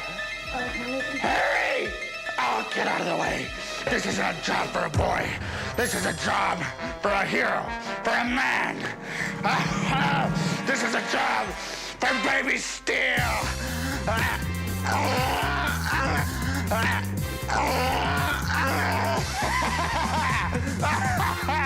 I was scared. He was kind of a creepy guy. He was kind of a creepy guy. I agree. Concept 4 to 5. This was the last prank of the season, and they went all out. Production design 4 to 5 again went all out. Pranksters and the prank. Jeff's amazing. Trevor is boring. So let's meet in the middle at 3 out of 5. Recipe for a prank 3 out of 5. Ninja prank 2 out of 5. Execution and reaction 3 out of 5. Trevor did drag it down. Nostalgia 4 to 5. I remember this episode so well. Overall, this episode's a 4 out of 5. It's just so funny. Grand total 27 out of 40, 67.5%. Obviously the same as the art auction, but this one just feels so much better when you watch it. On to number 12, Rap Star. Today, Lindell Darling joins the Prank Patrol. His mission? Convince his cousins that he's becoming a big-time rap star and trick them into playing the fools in his debut music video. Every kind of t-shirt gonna be in it. Yes, a video. Lindell Darling is one hell of a name. Well then, why do you want to prank them? Because one time they said Kyan failed. So I'm like, what? Kyan just failing? I'm like, how did he fail? Kyan's like playing like he's all sad and he's like, nah, I was just joking. Everyone's joking. I was like, oh my God. Andy's fake laugh listening to Lindell is very admirable. Andy is very good with kids. Orion starts off by seeing what skills Lindell already has, so he can figure out how much work they need to do to make Lindell into a believable rap star. At least believable enough to fool his cousins. Check this out. I have nothing to really say. What? Hey, hey, hey. Lindell is a horrible rapper. I'm sorry. Sound of Music, recipe for a prank. Hey, I remember this recipe. Just get one of those cards that play music when you open them. And remove the little music making device. Now, tape or glue the music maker inside the door hinge of your victim's closet. Every time your victim opens the door, they'll hear that annoying, repetitive music. It always stuck with me. I always wanted to try it. Every time I'd see those cards with the music inside of them at Walmart, I would think to this prank. That's how much it stuck. That's the nostalgia for this episode. God tier recipe for a prank. 5 out of 5. His name is Lindell. He's hard like a thimble. Jordan's really tall. They hang out at the mall. Give me a call in the fall, wearing a shawl to the bathroom stall. I love Andy rapping. Said I didn't do it. Last note, if you think this song is boring, I'm gonna press a new record, but won't touch you once you snoring. I wonder how long it really took for Lindell to nail down this rap. Though a Prank Patrol jumpsuit is way cool, it just isn't gonna cut it in a rap video. I love when they do the downtown shopping to make them look more the part, but this stylist is living. You know what? I brought you a bit of jeans, t-shirts, army, workwear. These clothes be easy to dance in? Oh yeah, you're gonna get your move on. Come out and let's see those clothes. Let's see the second one. Yeah, all right, but you know what? I'm not sure. I think it's just missing a little something. Ninjas do the classic mic water prank. Who's singing at the mall? That's just what I want to know. Who's going up to sing at a random mic at the mall? Open mic at the mall? No, thank you. 3 out of 5. So then we meet the cousins, which are all great personalities. But that man is 14? They said he's 14. Yeah. Lindell shooting a video. Lindell. Yeah. And we're gonna be, every kind of t-shirt gonna be in it. Yes, a video. Yes, on video. He's so excited. I love it. I love how the cousins just buy the fact that he's just randomly a rap star now. Like, he got a record deal. They're all in and they're all supportive. That's one thing. It's always like, oh, let's piss him off by, like, I'm famous now. And all the friends are always like, that's great. Now they're going to film the part where the cousins get embarrassed and they don't even realize it. And they wet this poor girl's hair. Girl, she probably worked on her hair for so long and they're just wetting it right up. So cool. Let's see if these trick-or-treaters can dance. Energy. Okay, now you gotta speed up the song. Okay, tell them to go faster. They're not going fast enough. Faster. Yeah, keep it the beat. This dance is freaking killing me. Oh my, I have to recreate. Can I recreate this? Energy. Okay, now you gotta speed up the song. Okay, tell them to go faster. They're not going fast enough. Faster! Okay, cut it. I think that's a genuine laugh from Andy. I really think it is. Apparently they edited this video pretty quick, and it works out well. The reactions are great. I just wish it was shown on a much larger screen, maybe make them think it was streaming as it was going. I think that would have been really good. It's showtime. Jordan, Taisha, listen to the beat. Don't let Cayenne kick me with his huge feet. I know you're short, Cayenne, but that's okay. Pull your pants apart and scare all the girls away. Excuse me, Jordan, it's time for me to mention. You talk too much and you're always in detention. Told a story to your teacher and she saw right through it. She said, I got you, and you said I didn't do it. Hello, How you get that picture? The cousins are a little embarrassed, but they're full out enjoying it. Born, I'm gonna press a new record, but we'll touch you what you snoring. All the boys say when you're gonna do that thing. My name is Deli. It's an awesome reaction to being pranked when they reveal that they're on the prank patrol. To let them off the Jordan, hook. Kai, Sort of. Sasha. Thanks for helping me with the video, but guess what? You guys got pranked.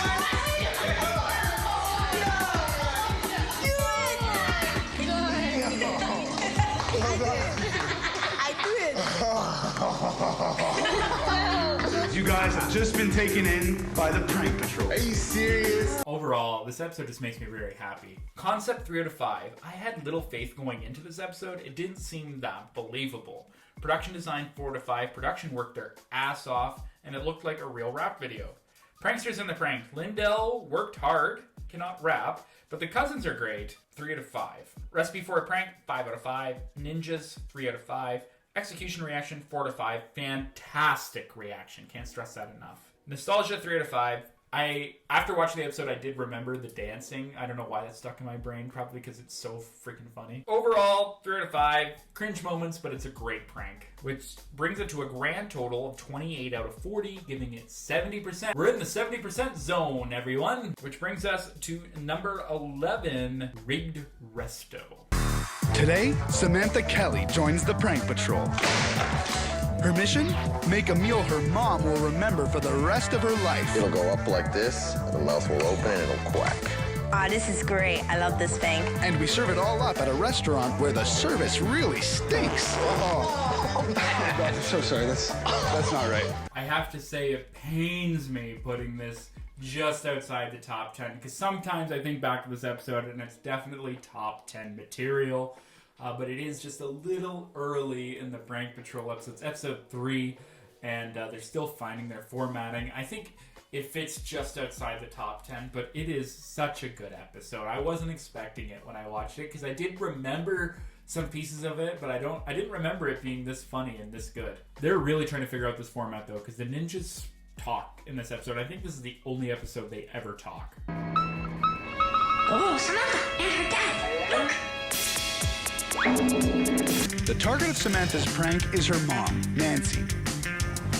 Samantha's mom is a demanding woman who complains about bad service wherever she goes. This embarrasses Sam, so she called in the prank patrol to help find a way to embarrass her mom. The first documented Karen! Makes so much sense now. What do you say we take her out for a meal so bad that she'll complain so much that she'll be completely complained out forever? I don't think, well, it will work, but she won't be complained out. There's always that little complained laugh that she could just burst out. It feels like a 2023 prank. Just make a Karen a bigger Karen than she already is. They get to go to the special effects factory. They're going to make a very cool duck. Candy onion, recipe for a prank. This obviously aired right around Halloween, which makes sense if it started airing in September and it was kind of around October. Onions do have layers. Probably you'll need the parents to help with this one, but this is one of those classic pranks that existed long before Prank Patrol. Doable prank as well, so I give it a 4 out of 5. The animatronic duck here is awesome. Ninjas do a fake squirrel prank. I don't know what that sign was for. It's not as good as some of the other pranks. More people are just confused than anything, and they left those bad reactions in. The dog is the best scare, but this is a very lame ninja prank. 1 out of 5. All right, the next step is to paint it.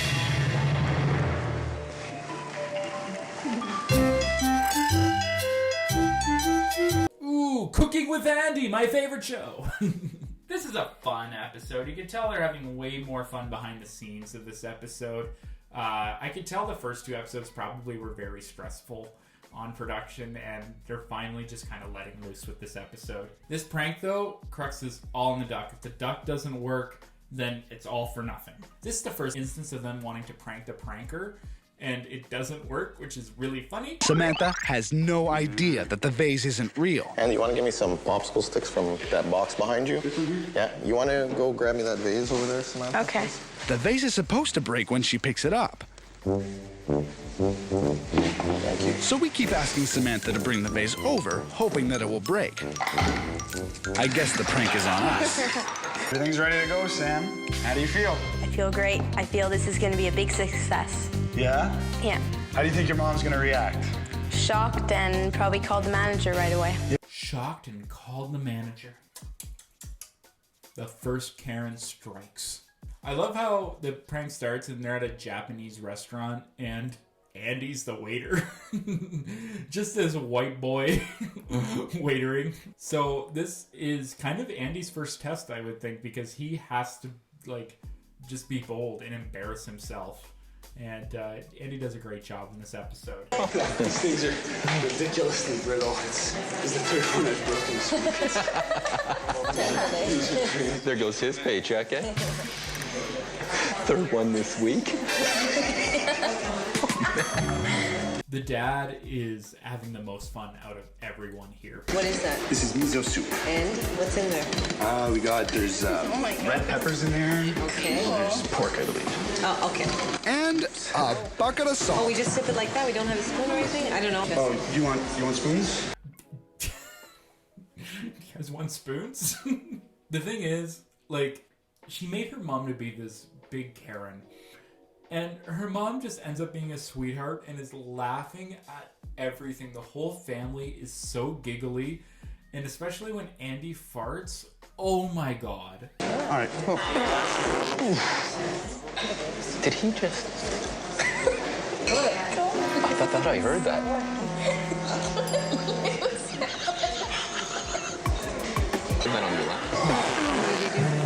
Sorry. I'm so sorry. Oh, boy.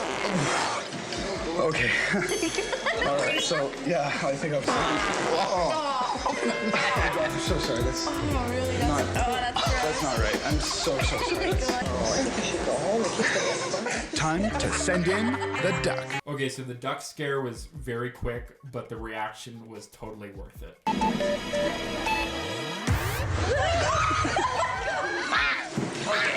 This episode was so cute. I wish the pranker had a bit more to do in this episode, but she got a lot to do with the pre-production, which was cool. You've been taken in by the prank patrol. Yeah, I think so. Your daughter Sam got you.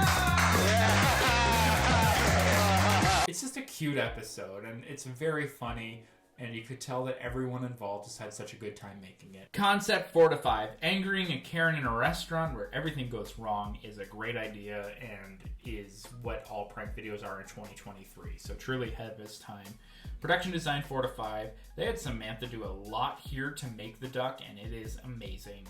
Pranksters and the prank, both great, but Mom wasn't what was promised to us. 3 to 5. Recipe for a prank 4 to 5. Ninjas 1 out of 5. Execution and reaction 4 to 5. Even though it's not what's intended, it still worked and was very funny. Nostalgia 4 to 5. I remember this one a lot. They also showed this on a lot of commercials, that duck scaring the mom. Overall, 4 to 5. Didn't expect to love episode 3, but I did. Grand total 28 out of 40, 70%. It is higher than Rapstar. I couldn't put Rapstar ahead of it. This episode is just too much fun. Which brings us finally to the top 10 episodes of season 1, done by a mathematical score. At number 10, we have the Lake Monster.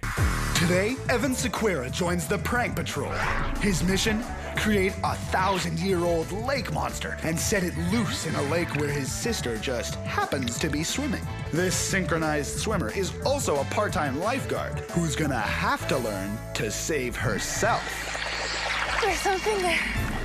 Starting at the top 10 here, I would say this tier of episodes is classic Prank Patrol. It's episodes like these. I always want to know where the kids ended up. Meet Evan Sequeira, an athletic, talkative, seemingly hungry young lad who eats 7 meals a day. He plays water polo, hockey, and football, and hopes to one day make the big leagues. Did he become a big league star? That's when I know my life is complete, when I'm a prank patroller. His life is complete My dream. Lauren, unlike Evan, is a neat freak who can't even stand to leave the cap off the toothpaste, leaving poor old Evan having to muscle it off. Man, production is really dogging on Evan in all these videos. They're kind of like, we should have got the sister to prank him. He's the one that deserves it. So, safety-wise, this is the most complicated prank. They're building this giant lake monster, and we have to have a scuba diver to actually move around in it and can't see. So there's a lot of moving parts to this prank, but I love the whole design portion of it, the Mothman eyes, making it like a 1950s monster and making it huge. This would have been such a cool episode to be in and design a lake monster. String cup recipe for a prank. This is a fun one. Usually you don't have a shelf, very convenient to accomplish it. It's fun though. 3 out of 5. I like the little touches of this prank. Evan being the voice of the lake monster, all distorted. Goody two shoes. That's 1. Ugly. That's 2. You've just been pranked. I guess that's 3. Okay, so now we took a phrase. You've just been pranked. And now we're gonna pitch shift it down, lower, you know? Alright. See, it's starting to get scary. Yeah. Now we'll time stretch it.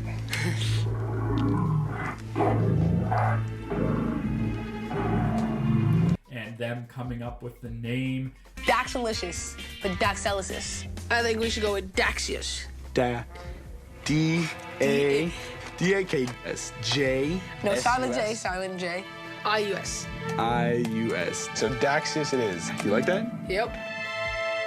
It's a very involved prank with a lot of world building. I'm going to say that a lot coming up. This prank has world building, which makes it believable. So one of the coolest things ever in the show happens in this episode, where it's the day before the prank and the lake monster simply doesn't work.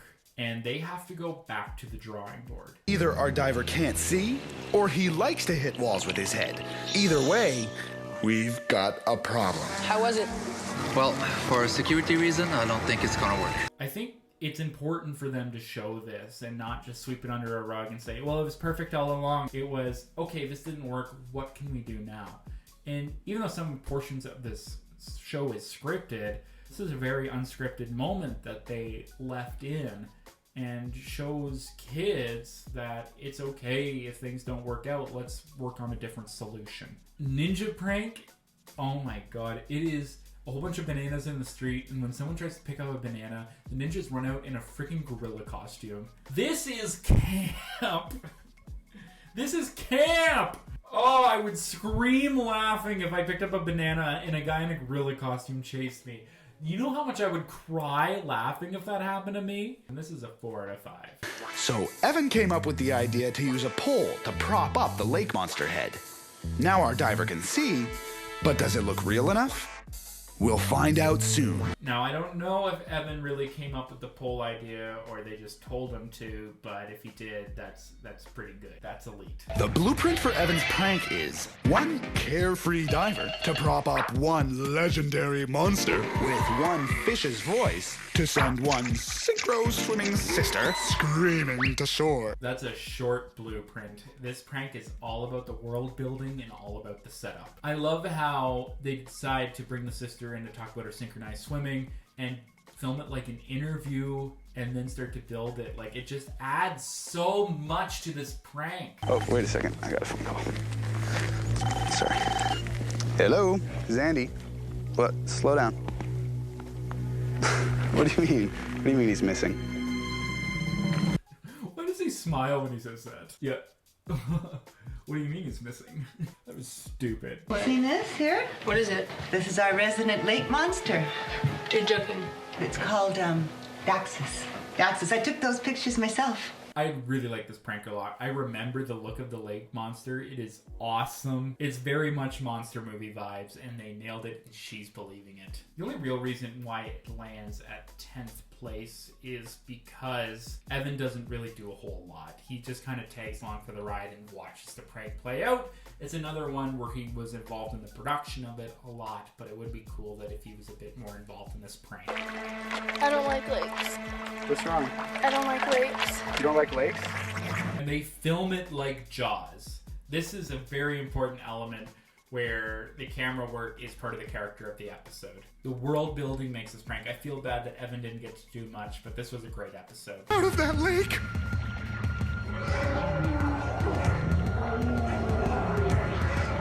Wait.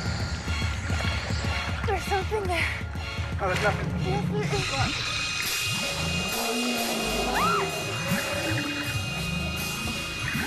Concept 4 to 5. Monster movie in real life is awesome.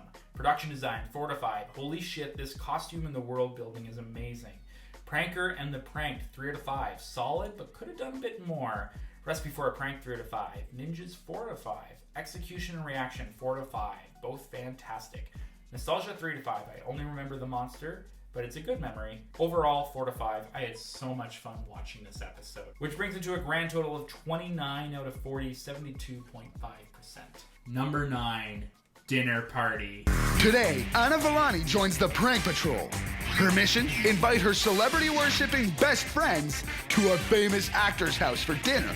The only thing weirder than the food he serves is him. Excuse me, what's going on here? Run! Run, it's crazy, man! Hey, whoa, whoa, whoa, whoa! Hey, stay right there, don't move. Well, if this episode is anything like The Office's dinner party, then we are in for a treat. You took me by the hand, made me a man. That one night, you made everything alright. Meet Anna Villani. Anna Villani is the most Montreal Italian name I have ever heard in my life.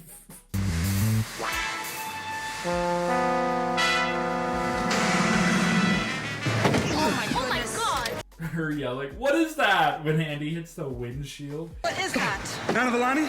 This is one of the weirdest kidnappings that Andy does.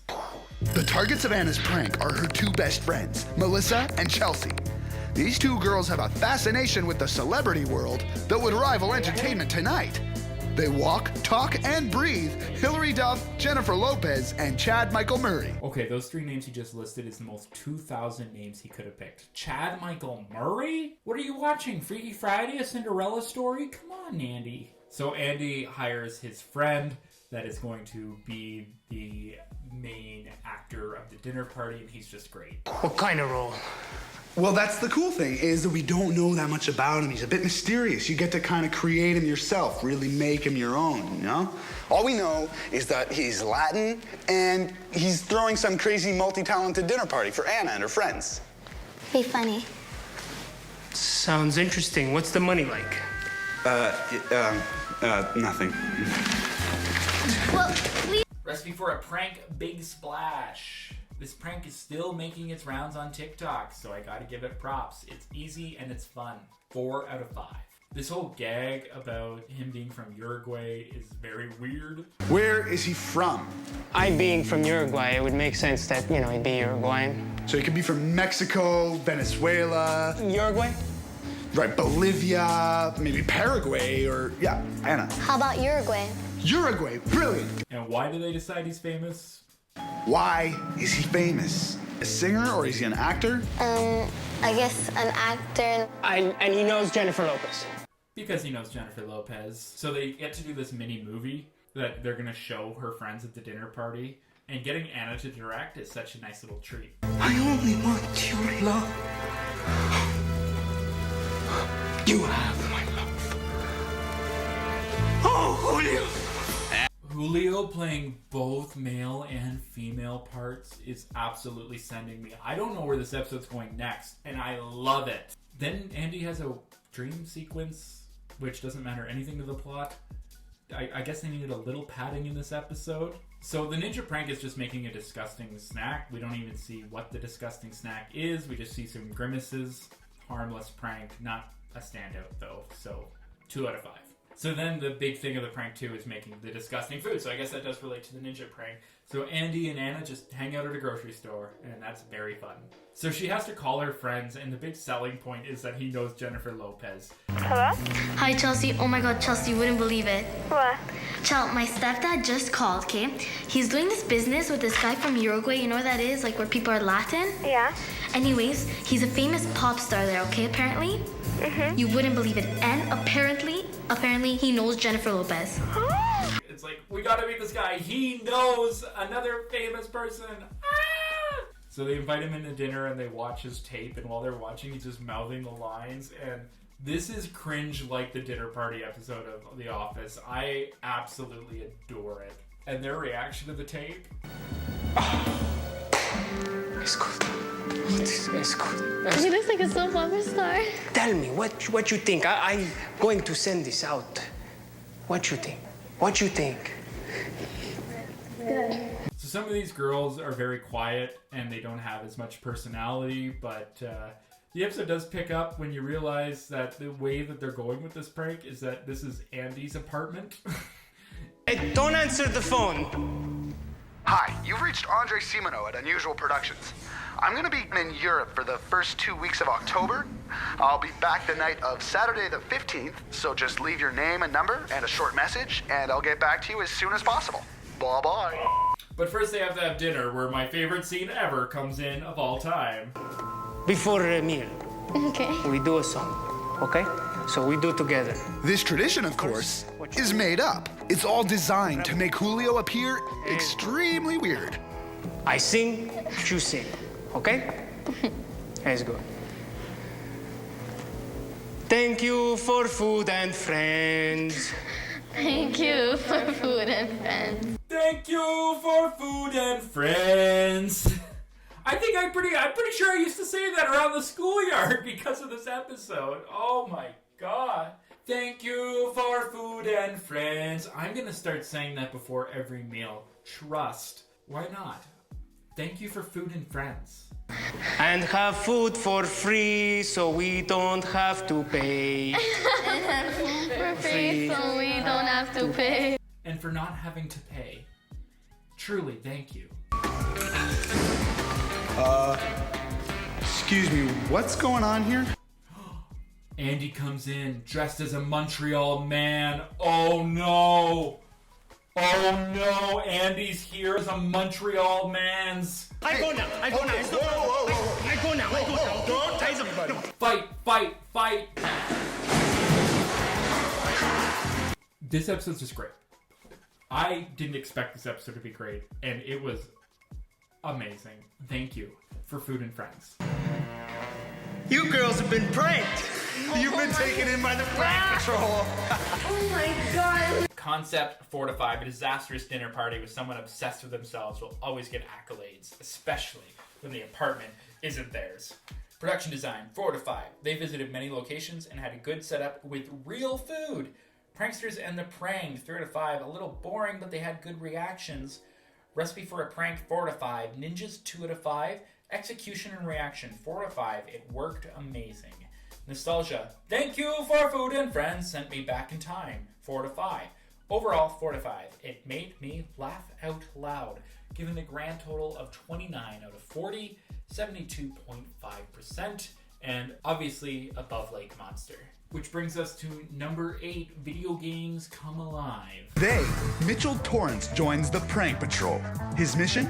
Create a video game so real, it comes alive when you play it. And his buddy Matt is gonna learn the hard way that some video games, well, they just don't like to be played. Behavior intolerable. So, Mitchell knows his way around pranks, eh? I really want to be on the prank patrol team because I've pranked a lot of people and I've been pranked a few times. I know my way around pranks. We see a video rental store. What could I say? 10 out of 10, my aesthetic. Well, congratulations, Mitchell. You've made the big leagues.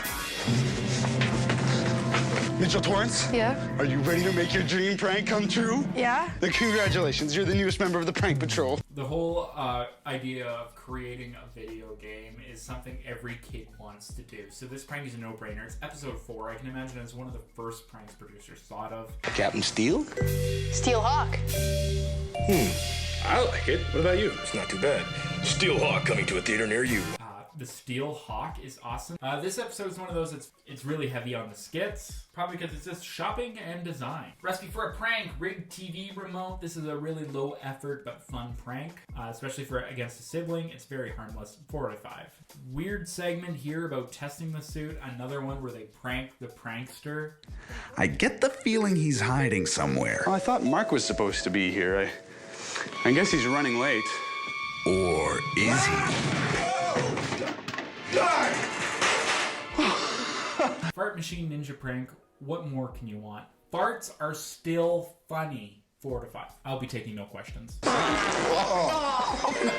Mocap. This is when the mocap thing went crazy. When films like Monster House and Polar Express were all using it, and mocap, obviously, in video games. I can only imagine this prank, though, if it was done in 2023, what technology can do now and how we can fool the kids even further.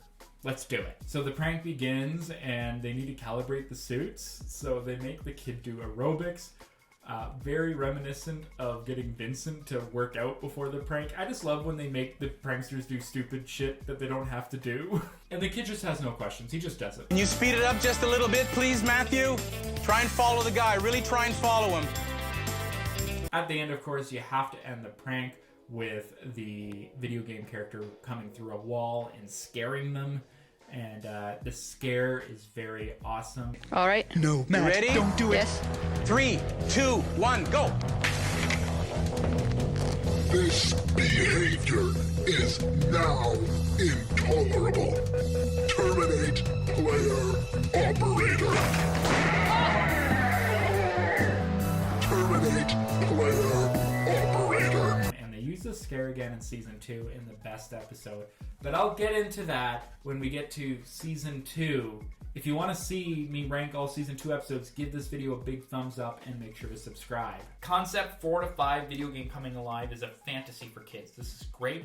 Production design 5 out of 5. They went all out. Pranksters and the Pranked 3 out of 5. The kids were kind of mid. Recipe for a prank 4 out of 5. Ninjas 4 out of 5. Execution reaction 5 out of 5. No notes. It worked awesome.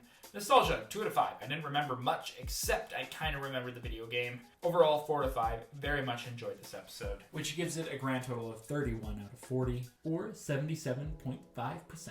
Number 7, Mind Toast. Today, Bureau Sean Vignecheron joins the Prank Patrol. His mission? Learning how to move things with his mind so that his sister will think she's losing hers. Get this madman out of here! I remember this one. Spoon! Spoon! Okay, for one thing, this kid is freaking awesome. Vero is amazing. The target of Vero's prank is his sister, Sharina. Her hobbies are staying up all night reading and scaring the daylights out of her brother. And she has a bad habit of leaving her lunches to rot in the basement. Leaving her garbage in the basement is a wild allegation on national TV, Vero. Has your sister continued doing things to you to bother you? Yeah, she wants to replace the real steak with the rubber steak. So I didn't notice. I went there and just cut it. And, you know, rubber is hard, steak is hard. And you tried to chew it? Yeah. And then? And that's when it hit me that it was fake. Okay. He's such a good talker. These special effects guys like to wear disguises. This one doesn't fool me. On guard, Lord Vader.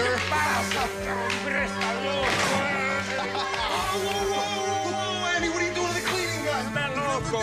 Mark? I'm sorry. Andy, what are you doing to the cleaning guy?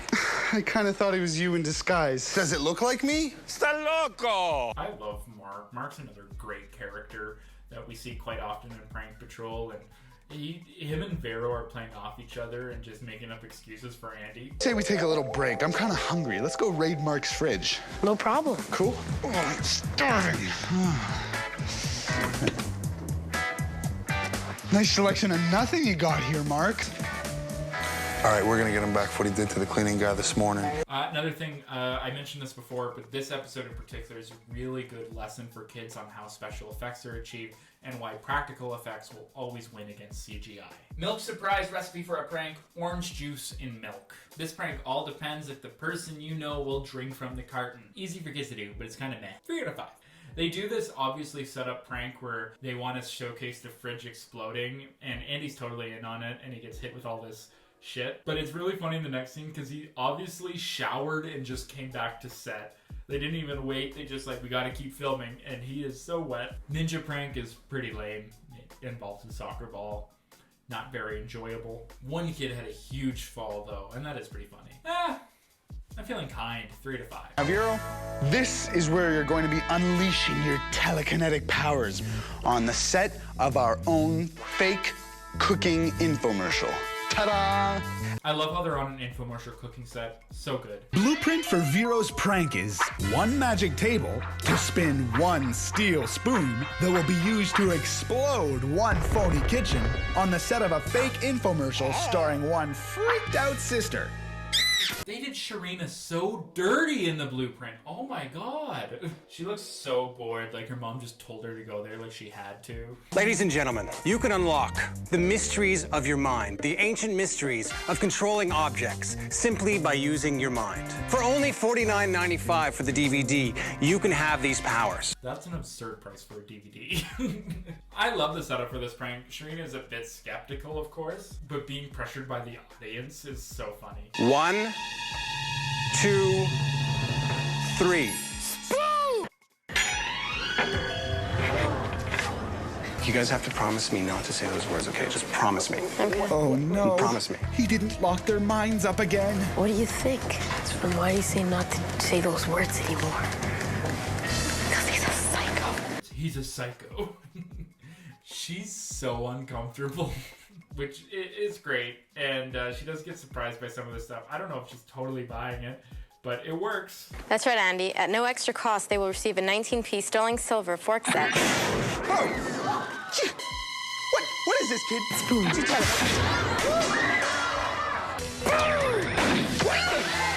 No.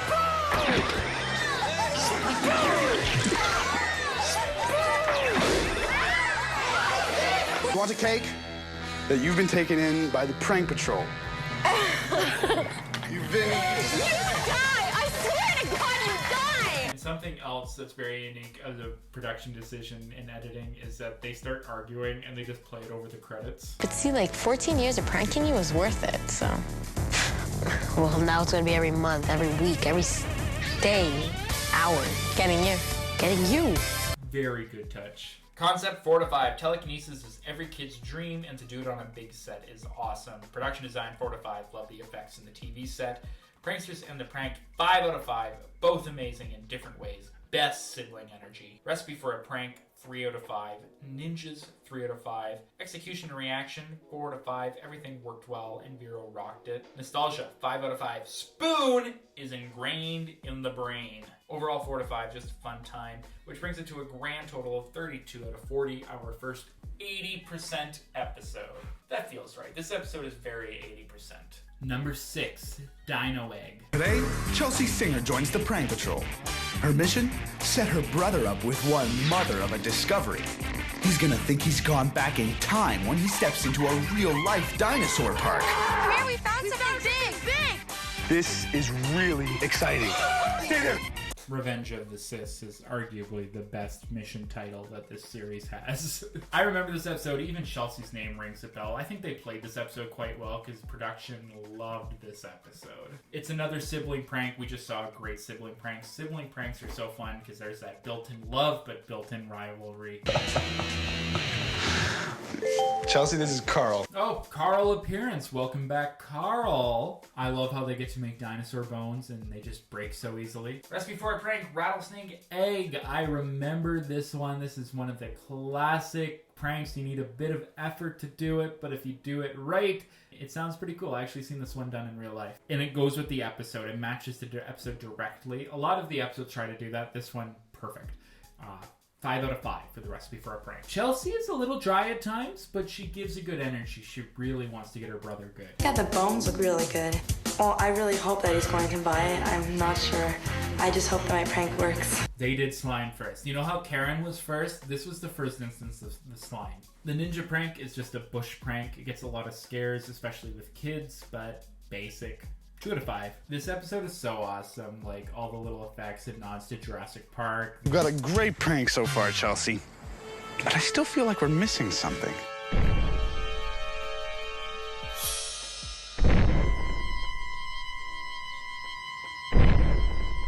Now let's see if Noah and his friend Jordan buy it. Time to get into character, because here they come. Oh, hello. How's it going? Fine, thanks. I really appreciate your company sponsoring the dig. The egg shaking, everything like moving. It moves at such a quick pace though. Like this is like just a little bit of the show and how quick everything is happening.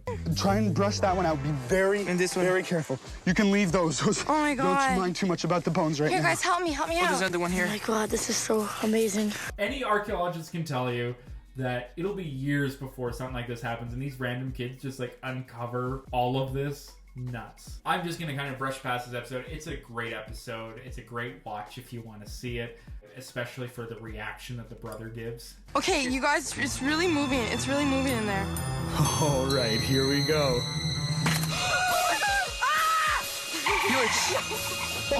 Ingrained in my brain is that scream. Then they bring a dinosaur out of the end. I think that's a step too far. The kids were definitely like, okay, who is this? But still, a great episode. Concept, 5 out of 5. Spielberg wouldn't have made Jurassic Park if dinosaurs were never a good idea. Production design, 5 out of 5. This looks like a legit dig site, and the egg is amazing. The pranksters and the prank, 3 out of 5. A little dry, and this is another one with an extra friend that wasn't invited. Production nightmare. He wasn't very good either. Recipe for a prank, 5 out of 5. Ninja, 2 out of 5. Execution reaction, 4 out of 5. They believed it all. Amazing. Nostalgia, 5 out of 5. I remember this one like the back of my hand. Overall, 4 out of 5. Very fun, despite the fact it shouldn't have worked as well as it did. These kids were kind of dumb. But it worked really well. Which brings it to a grand total of 33 out of 40, 82.5%. We are now entering our top 5. These are, in my opinion, the best of season 1. Legendary episodes. We'll start at number 5, Heavy Metal Makeover. Today, Bobby Gibson joins the Prank Patrol. His mission? Quitting school, running away from home, and joining a heavy metal band. At least that's what Dad's gonna think. Tell me that wasn't your guitar you were smashing around. I feel like if you have any knowledge or memory of Prank Patrol, you will have remembered this episode. It sticks out a lot. It was one of production's favorites, so they played it a lot. And I actually read a recent interview with Andy from the show, and this was his favorite episode. And it rightfully deserves its spot in the top 5. So why do you want to prank your dad? Well, my dad's a really old-fashioned guy, you see. He listens to Neil Diamond and Engelbert Humperdinck and stuff like that. This kid is literally Joaquin Phoenix when he was a kid in the movie Parenthood. Well, I've been here a long time. Maybe I should live with him for a while. Dad, is he a big metalhead? Not really. No? Well, dude, he doesn't know what he's missing out on. Frozen thrashing time!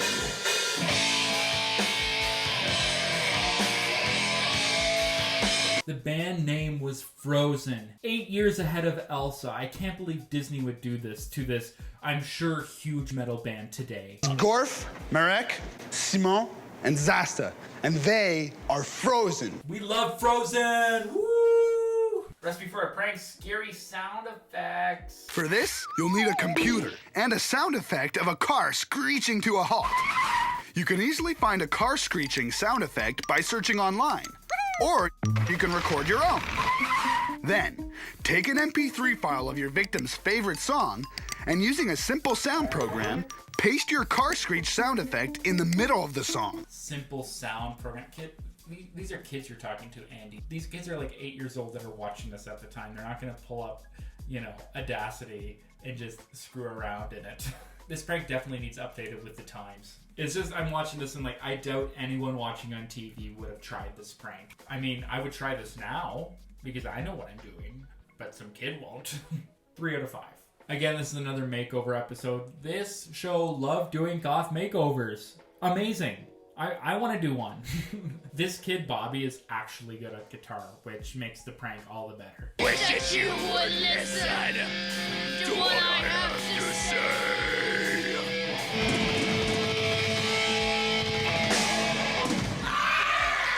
Lead singer is awesome. Andy is having way too much fun on this episode. Man, oh man, you guys watch out. You guys ready? This is gonna be good. 1, 2, 3, 4! Ninjas. The ninjas are hiding in leaves with a mask on and a guitar. It feels really thrown together. Catching thieves? Weird. 3 out of 5. I am a simple man. Give me pyrotechnics and I will praise it. So the prank happens, and this is almost like cringe territory, but a good cringe. Like Bobby bringing his dad to this shady ass bar, and then they don't even let the dad in. They have to get special permission for him to get in. Like he gets denied at the door. Oh, no. If you're not on the list, I can't let you in. That guy's a prank patrol actor.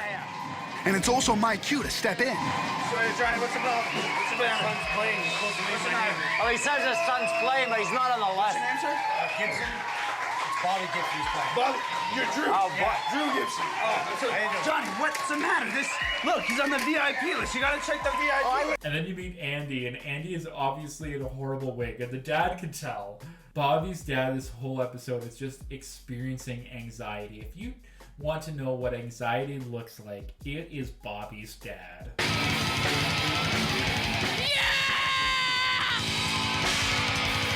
He is so uncomfortable. He's not even sure where he is right now. It's a good prank. It's a great prank. It's hard to watch. I wish that you would listen to what I have to say. Arguably, this could be somebody's number one, and this might be a lot of people's number one. It's put at number 5, though, for how uncomfortable it makes me feel.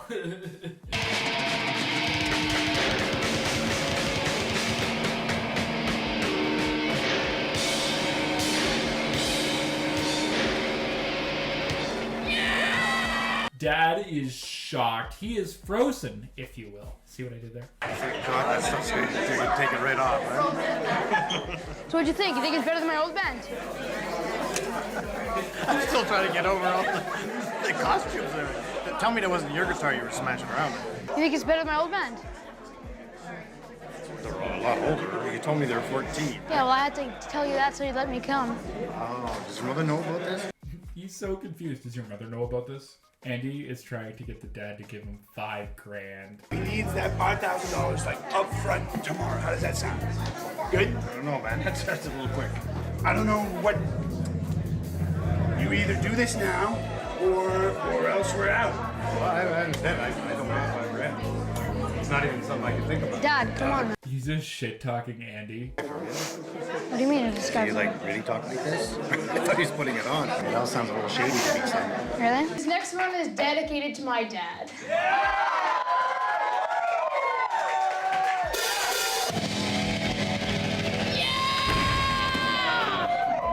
You've just been pranked by Prank Patrol. I just love the on stage. You've just been pranked. The reveal is so good, and Bobby's dad is so receptive. Like, you could tell Andy was scared that he was going to get his shit beaten out of him by Bobby's dad. One of the most well put together pranks of the entire first season. Concept 5 out of 5. Runaway Rockstar is awesome. Goth again for the win. Production design 5 out of 5. The best one so far in the rankings. So believable. Pranksters and the Pranked 5 out of 5. Bobby and his dad made this episode. Recipe for a Prank 3 out of 5. Ninjas 3 out of 5. Reaction and execution 4 out of 5. Worked too well that it's cringy. Nostalgia 5 out of 5. Huge Canadian nostalgia. They played this episode a lot. Overall 4 out of 5. Nearly perfect. Grand total 34 out of 40, which brings it a crisp 85%. Number 4, The Mummy. Today, Corey Hobey joins the Prank Patrol. His mission, writing a spell that will awake the undead and unleash it on his best friend. Oh my God. This one is scary. Better watch it with your mummy. I remember this episode, and I was shocked when I watched it because the whole thing came back to me for some reason. Remember I was telling you all about how little things were put in the back of my mind and were brought out because of this series? This is one of them. For some reason, Corey as a kid really stuck with me. For some reason, I thought he looked so much like a Corey with blonde hair that when I made up characters in my head doing different games, I'd make a blonde kid named Corey that looked exactly like him. I don't know why Corey stuck with me. He just seems so cool. So cool. That is a Corey. That is a Corey. I also watched this episode in a time in my life that I was learning about ancient Egypt at school, and I was obsessed with ancient Egypt. So this episode already has everything going for it. Corey answering all these questions like a job interview. Like his paycheck's on the line. People that participate in prank patrol should be very organized. They should be very neat. They should know what they're doing, and I think I fit all those qualities pretty well. This is one of those episodes, obviously there's a lot of production design and a lot of writing decisions, but Corey really sells it that he might have had a lot of input in how this prank works. What kind of prank we're gonna play on Mariah? Do you have any ideas? Oh yeah, I've been thinking about something with a mummy and how maybe you can jump up and chase her. I seriously think that's gonna scare her a lot. Yeah, that sounds great. Wow, how'd you come up with that idea so quick? Well, I've been thinking about it for a while, and plus we've been studying Egyptian culture and history in history class. He's very genuine. This is a neat-ass set. This is like the world's first escape room. You have 60 seconds to decode the hieroglyphics into spoken word using the symbol guide provided. But if you fail, you will pay the price. Prank Patrol did a lot of firsts. Okay, hurry. The time's running out. Next B. B. Push the B. U. The two bumps again. Those are T's. T's. Push the butt. Oh my god, it's push the button. It's push the button. Push the button. If you say so.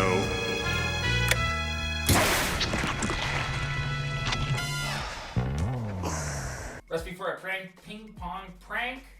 Put a bunch of ping pong balls you for some reason own upside down in a drawer. Whoever opens it get a ping pong surprise.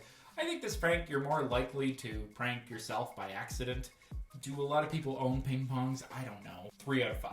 They do this little prank the prankster thing, and I think they actually scared Corey here. You and Mariah are gonna accidentally use it to bring this mummy back. Okay, let's give it a try. Come back, my love, return from darkness.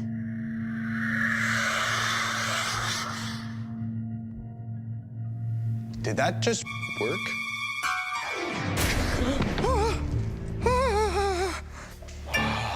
Ninjas. Ninja, another mall, pick a box, exploding pen, simple and cute, nothing spectacular, but better than some of the other ninja pranks. 3 out of 5. So the prank begins. You have this prank patrol actor come in, and his name is... You made it. Hello, I'm Dexter Wellington. Hi. Dexter Wellington. Love it already. Again, world building. One of those other pranks too is Corey showing his friend Mariah that he knows more about ancient Egypt than she does, and he just fucking nails her here. Really fascinated to know about your knowledge about Egyptian Middle Kingdom history. Well, we're just talking about everything right now. Well, who are your favorite kings? Well, Amenhotep. Oh, what's the female one? Amenemhet. Amenemhet, yeah. Right. I loved how he built the wall around the city to make to protect them from invaders and stuff like that. Yeah. Fascinating, man. Yeah. What about the others? Others? King Tut seems interesting. King Tut. Yeah, he's not... Everybody knows King Tut. Dexter is a bitch. The mummy falling is a great reaction for Mariah. Oh my god! And the fact that she doesn't even wince at the fact that she's holding a dead body. What are you doing? Just putting it back. No, let go. No. Scott! Pass the buck. Now you support its head. His head? Support its head. Hold it. Make sure nothing happens to the head, all right? Okay. She is all in. She is 1,000% in Corey's trap. Where did this come from? I don't know. I don't know, man. I don't believe it. Look at this. What? This is an actual fragment. It came out of the coffin. This is an actual fragment. I just have to write this down quickly. That's why I don't dare say it 3 times. But seriously, look. Bakalasha-re. That's basically what it says. Yeah. Bakalasha-re. That's the second time. Corey! Bakalasha-re. Oh boy, that was 3. What's going on? I don't know. No, don't move. Don't touch anything. Scott, can we get the... Buried with a donkey. He's my favorite honky. Breakers, please. But I distinctly said not to read it. I didn't read it. He read it. Mariah's out of there. She feels nauseous. She wants to leave. She's not crying, so it's not uncomfortable, but she is freaking the fuck out. Call my dad. I'm feeling really nervous. No, but we can call your mummy.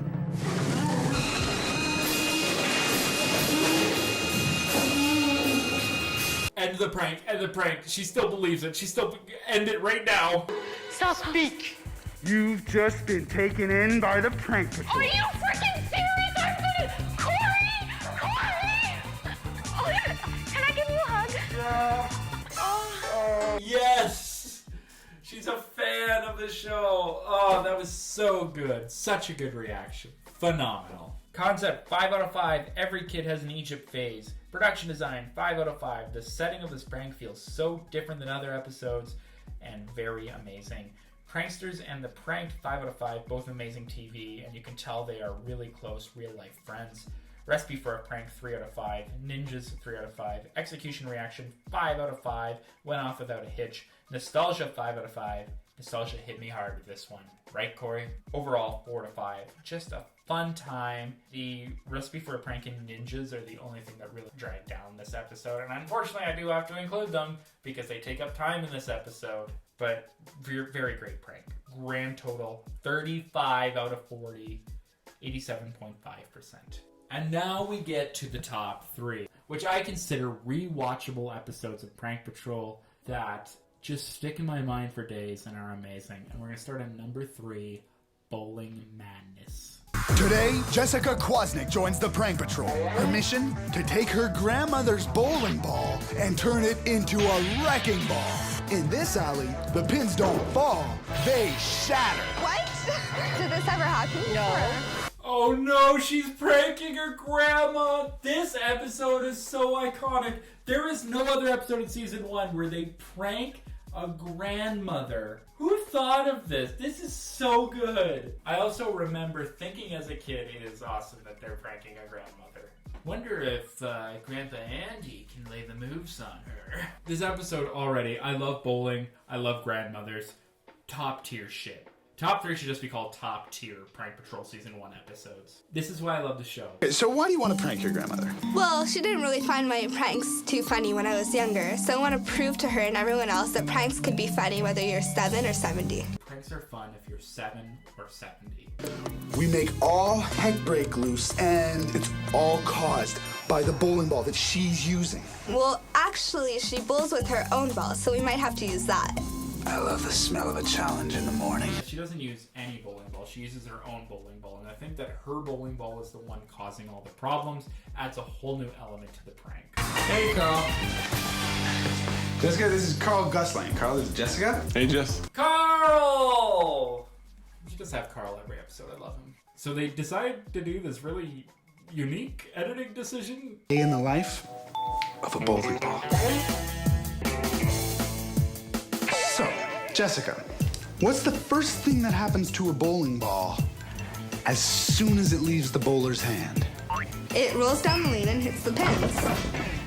I guess it gets the point across. Bouncing bowling ball, recipe for a prank. This prank requires your parents to paint a ball. I don't think any kids can replicate the look that you're going for here. This is still a funny prank. It could get you kicked out of bowling alley. It's a very creative one though, 4 out of 5. Jessica's delivery is good, but bad at the same time. Kind of sounds like she is scripted at points. Making the bowling pins were really fun because I enjoy baking, and it was just like making a cake mix, except this time one that I don't think I'd really want to eat. You can tell Andy is just having so much fun this episode. Step right up, ladies and gentlemen. Toss a ball, break a pin, win a prize. Who wants to give it a shot? You, little girl. Give it your best shot. So this ninja prank requires some steps. I like this one. It's just a ninja's face, but it's kind of terrifying. The reactions are awesome. The best ninja prank we've seen, 5 out of 5.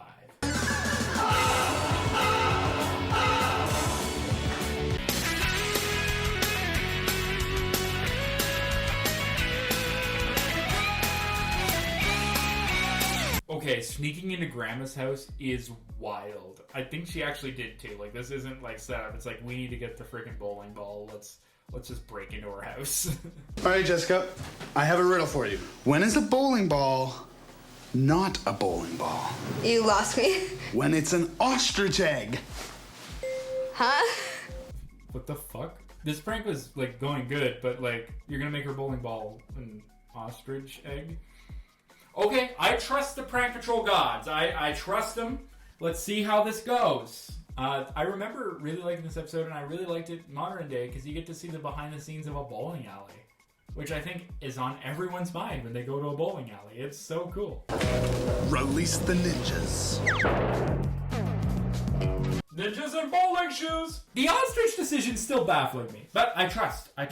Oh my god, so Andy's role in this episode is when they come to the bowling alley, he is distracting them as they bowl. Another one where Andy has to, like, be bold, except this time you don't get a nice Karen, you're getting an actual Grandma Karen. Excuse me.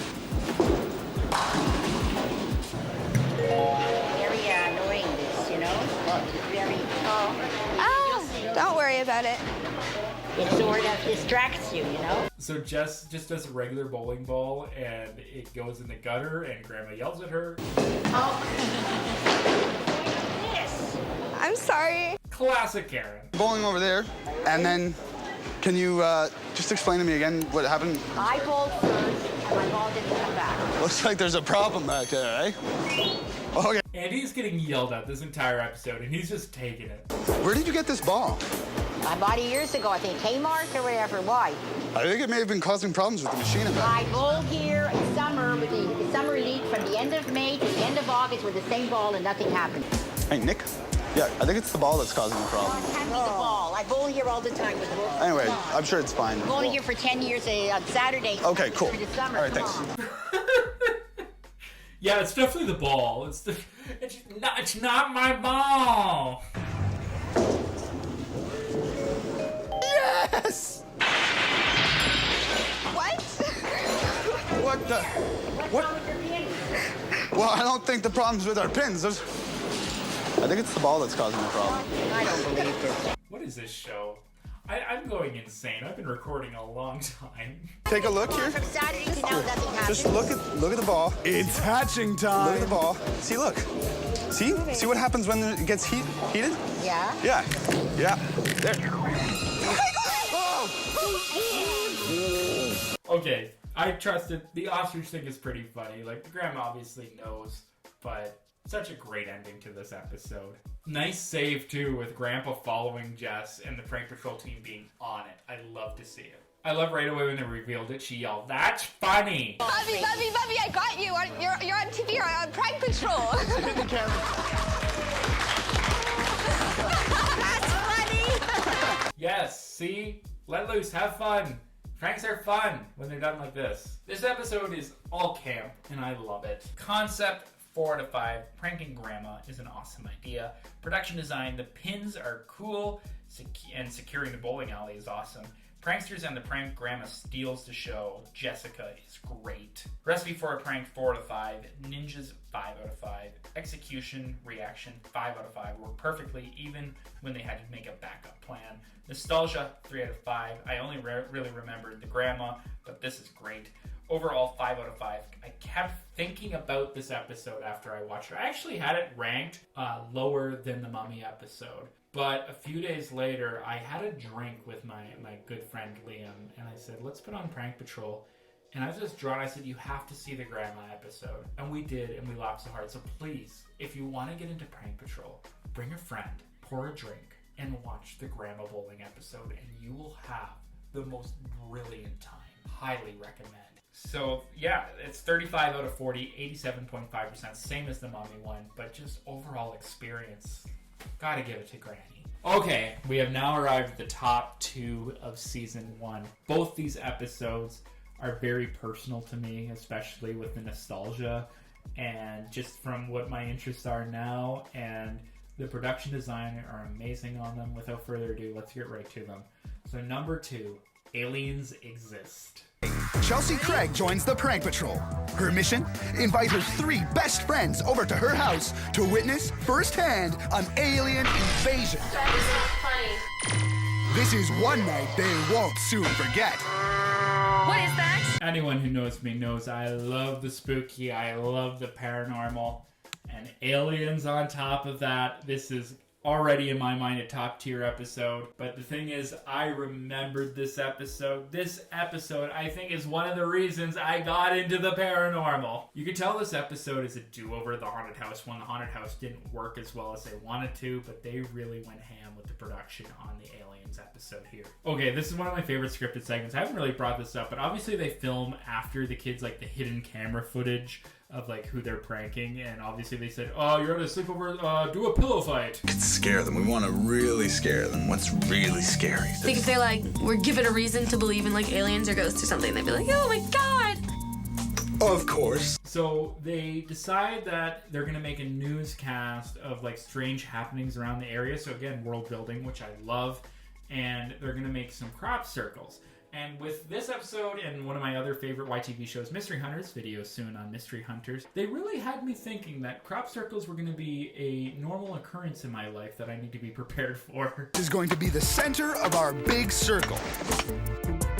You can make a crop circle by landing your alien spacecraft in the cornfield, or by attaching some rope to a board that you can then use to flatten out the corn yourself. Both have the same effect, but one takes a lot longer. Next time, I'm landing my spaceship. Oh, this is looking pretty cool. Making a crop circle, though, is hella cool. I love that Chelsea gets to do this. I want to do this. Anyone wants to go crop circle making with me? Make your own UFO recipe for a prank. I really wanted to try this as a kid. You would need a lot of parents' help. It's more of an art and craft than anything. I don't know if you're going to fool anybody, but it's awesome. 4 out of 5. Okay, so this is where production design really went up. They actually got Lori Graham, a real reporter, to come in and do the local news report. We need a star reporter. Hey, Lori. Nice to meet you, Andy. Nice to meet you. Nice to meet you too, Chelsea. Yeah, Chelsea, this is Lori Graham, a TV reporter extraordinaire. Here we go, Chelsea. Early this morning, sometime before dawn, a number of crop circles such as this one right here were discovered in about a half a dozen fields near the Lachute area. Each crop circle seems to have a very weird effect on electronics. Our camera was unable to get within 2 feet of this circle without experiencing a power surge and then shutting off. And this just adds the believability to this prank by 1,000%. I'm so glad Lori did this. I really like Andy and Chelsea's banter. You can tell that they really get along. And again, it's scripted for the most part in this pre-production part, but Chelsea is so good. She's so natural. I thought it was super funny to see how she could be like so realistic in such a funny situation. You could tell that the producers just loved having her as the prankster. Ninja Prank is popcorn with alien fingers. I like this one because there's literally popcorn everywhere, and there's a big cleanup every time they do this prank. Cool. And a lot of the people just take the popcorn anyways. Like, give me the popcorn. 4 out of 5. As prank time approaches, the Prank Patrol team has invaded Chelsea's normally quiet home in the country. Okay, Chelsea, well, we set up our control room here in your garage. We're gonna have the doors closed, of course, so no one will see us.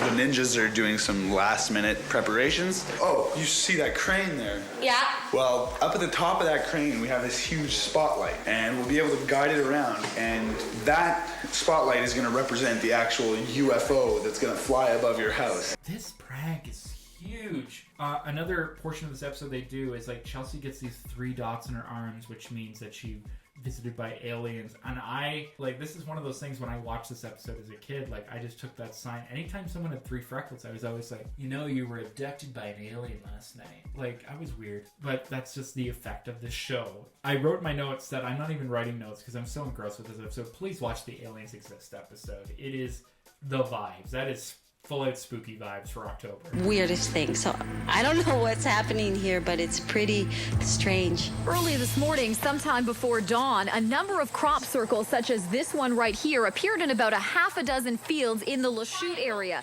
We're just going to enter now into the cornfield. About 3 rows in is where we're really seeing this crop circle. Are you getting me here? the heck? A home video was sent into the station of what appears to be a UFO, and this was taken about 2 kilometers from where we are right now. I don't know, like... This is not an authentic video. Really? We caught up with the farmer a little... Oh, look at this, look at what they got on camera. What the... I saw just something floating, and basically there's a big hole in the cornfield where I normally work. It's just a big hole.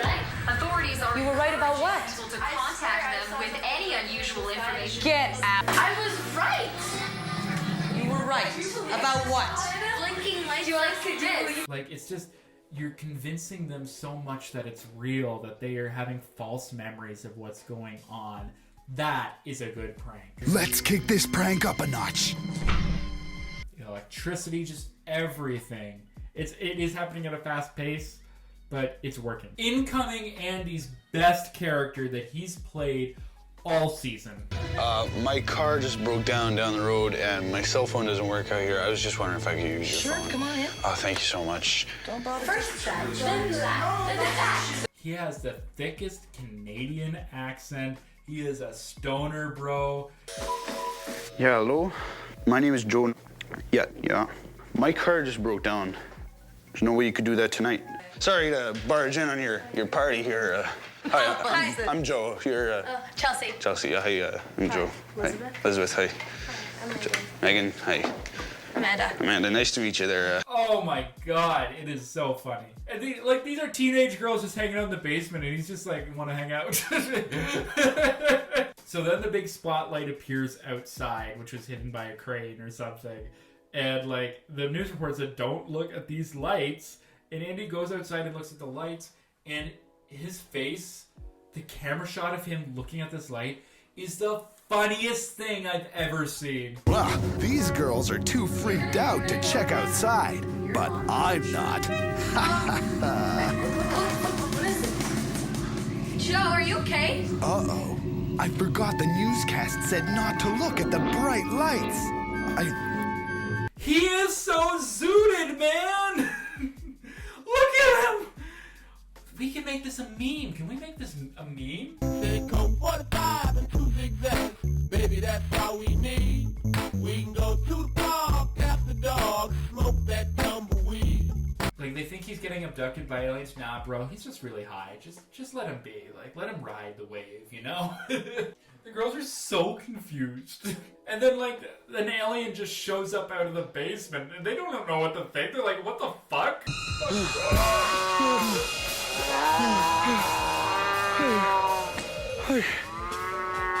It's not a big scare reaction, but they definitely bought it. And that is the sickest alien mask I've ever seen in my life. And the best reaction is like, wow, I really bought it. That was Laurie Graham. That was very realistic. That was really Laurie Graham on TV. Impressive. They didn't know at the end whether or not how much of it they believed, but it was still a brilliant prank. It is such spooky vibes. It is one of the greatest alien pranks I've ever seen pulled off. Better than all the other ones of like fake alien landings and shit like that. How this little low budget prank show pulled this off, that was amazing. Core memory shit. Concept: aliens can't be beat when it comes to pranks. 5 out of 5. Production design: 5 out of 5. So many moving parts, deserves the highest of praise. Pranksters and the pranked: 4 out of 5. Chelsea is the best to ever do it in my opinion this season. Her friends are meh though. Recipe for a prank is 4 out of 5. Ninjas are 4 out of 5. Execution and reaction: 4 out of 5. Amazing execution. The last reaction didn't hit like I thought it would, but they did buy it. Nostalgia: 5 out of 5. Enough said. Overall, 5 out of 5. One of my all-time favorite episodes. Grand total, 36 out of 40. 90%, nearly perfect. Alright everyone, if you stuck around this long, thank you so much for watching. You have to be a freak like me to care about a ranking of a Canadian show that's been off the air since 2009. But we have arrived at number 1. So thank you so much for watching. Again, give me a thumbs up. I did a lot of work. Give me a subscribe. I'm going to make more videos like these. But without further ado, we have arrived at number 1. If you are a Prank Patrol connoisseur, you will know this episode. You might be surprised why it's number 1, but it's a number 1 personal favorite of mine. If you don't know what episode it is because you just clicked this video and you have no idea or memory of any of these Prank Patrol episodes, thank you again. But you're in for a treat. Number 1 episode of Prank Patrol Canada Season 1 is simply titled Bigfoot. Today, Sarah Mackenzie joins the Prank Patrol. Her mission? Turn her stepdad's backyard into a stomping ground for the monster with the most, the creature with the features, Bigfoot. Did you see something, Keith? If that preview doesn't get you hyped, I don't know what to tell you. Okay, so if you've known me for any portion of time, you know that I love cryptids, and Bigfoot is my top 2 favorite cryptid besides the Mothman. Mothman, spread your wings and fly. You're not a bad omen to this regular guy. So it is already high praise for me. I promise you this episode earned its #1 spot. So for one thing, Sarah is such a good personality. Look at her dance here. She didn't have to do that on national TV. She is the moment. She is a little spacey. She's witchy. Perfect vibe for a cryptid episode. So she's pranking her stepdad. Her stepdad's just getting ready to marry her mom, and she has such a good relationship with him. And she wants to prank him. And just listen to what she has to say about why she wants to do a Bigfoot prank on her dad. So how can we make him a victim? What kind of stuff would he fall for? Well, one night he was lying on this rock that we have at our country house, and apparently he heard like noises from a spaceship, and he saw a spaceship and there's like flashing lights, but none of us in the house heard that or saw anything. So he believed all this? Yeah. Well, he believes that rock is like kind of like a portal to like another dimension, so if we do something maybe on the rock. Oh, okay. So what kind of stuff do you think we could do around there? Maybe we can involve like some kind of a Sasquatch. Yes. Yeah, that's great. Sasquatch. Has he ever talked about Sasquatches before? Well, he's kind of in like the 5th dimension stuff, and he believes in supernatural creatures. She just casually said that. She's such good casting. She just casually said, yeah, he's like in the 5th dimension stuff. Excuse, what? Yes, Keith. Tell me more about the 5th dimension. Oh, my dream job is creating a Bigfoot prank. Hi, I'm Ken, and my job is Bigfoot. I remember this episode so well, and how you make a proper, Bigfoot sighting. A lot of people do this on YouTube still to this day. It stuck the test of time, but the making of the Bigfoot feet with plaster, I absolutely adore and remember. Making Bigfoot poop is so funny. And like the kids watching, I would absolutely love that. Oh my god. The Bigfoot costume doesn't look good, but it doesn't have to look good because Bigfoot's going to be in the distance with a nice fashion show from Andy. Recipe for a prank, bed monster. Bed monster. That's what they called me in college. Just kidding. The only thing in college I took to bed was a pizza. Ice water, so mean. Grabbing someone's feet. This would absolutely send me into a fucking chair. Brilliant. 4 to 5. This prank's gonna take place at her stepdad's cottage, and Andy just destroyed the place. I love the pranks where they just destroy someone's place. But then they have to make the footprints, and there's just a really cute scene of Andy getting along with Sarah here where they make the footprints. Bam! Yeah, put all your weight. That's it. I really liked making the footprints with Andy, like, fooling around, trying to make them really deep and stuff. You know what I'm gonna do? I'm gonna try and climb on your back, okay? Okay. You ready for that? Like, if I step lightly, it wouldn't make a print at all. Like, I really have to be strong and, like, step really deep into the ground. Bam! Oh, good. Okay. Oh, that one's the best. That one's the best so far. That one's really good. Ninja Prank is another mall ninja prank, but it is so great because it's a random book and there's a big sign saying, sign if you believe in Bigfoot. And the reason I love that so much is because my dumbass would go to sign that book. And of course, when they open up the book, it is a big foot coming through to scare the patron. My ass would have fallen for this. It's so camp. It's great.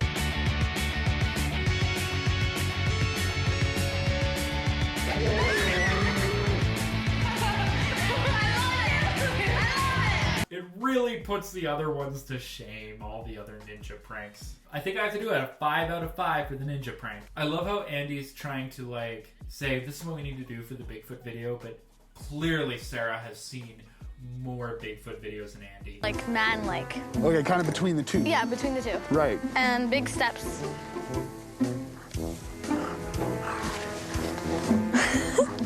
That's really good. Yeah, that's really good. Yeah. You're gonna stop where you are now, and you're gonna look at the camera, and then you're gonna continue on walking. Okay, so I noticed the camera. Yeah, but you don't make much of it. Okay. So this is the episode where you need a very special person to believe in it, and luckily Sarah's stepdad does. So they're posing as University of McGill Bigfoot researchers, which I didn't know existed. Can I sign up, University of McGill? And they're just randomly on his property. And most people would be like, what the hell are you doing on my cottage property? But Sarah's stepdad has a bit of a different reaction. It's because of a bear? No, I don't know what they're doing. Why is there stuff all over my yard? We got his attention all right. Now we gotta reel Leave him the in. dog in the car. Hi. Nikki, come here. Hi. I guess that dog doesn't listen. Yeah? I'm from the University of McGill. Yeah? This is, We're telling him we're from the Bigfoot Research Organization of Canada, and we saw the garbage on the lawn and decided to investigate. There have been some reports of garbage being spread out. That's sweet. Oh, yeah, well, I'm Andy Simino. Oh, no, it's because Hi, guys. we've been here 15 years and the garbage was never found, but last week, too, it was open. You've been fifth video that apparently was taken in the vicinity. It was anonymous. I can show you the video. I got it on the... Yeah, sure. No questions, just, oh, what are you doing? You would think it's fake, but no, Keith is so interested when they immediately say that they're Bigfoot researchers and that they're in the area and they've heard some noises that he falls right into their trap. Keith, man. So they're trying to make it believable. Sure, huh? That's too bad. I'm convinced this is. You think so? This is it. I think we should test it anyway. Can I see the fur? The sample of fur we brought was taken from a teddy bear. If Keith touches it, we're finished. I've seen a lot of bears up here. Have you? Over the years, though, yeah. Black bears? Yeah. They bring out the fur, which is a teddy bear fur, and Keith wants to feel it, and they're immediately like, no, you're gonna know it's teddy bear fur. Right here. Yeah, There's good, too. 1, 2, 3, 4, 5. Yeah, I'll take this one. How many footprints are there? 13. Yeah, they're 5. Just going I found something! And there was a mother. There are cows or anything like that around here? Just moose and It's kind deer. of close up. The only animal that was close to this. They play some growling. It's a little ham that Keith is sold. I heard something. You're where? That way. And eventually they start following the Bigfoot growling noises, and Keith is entranced.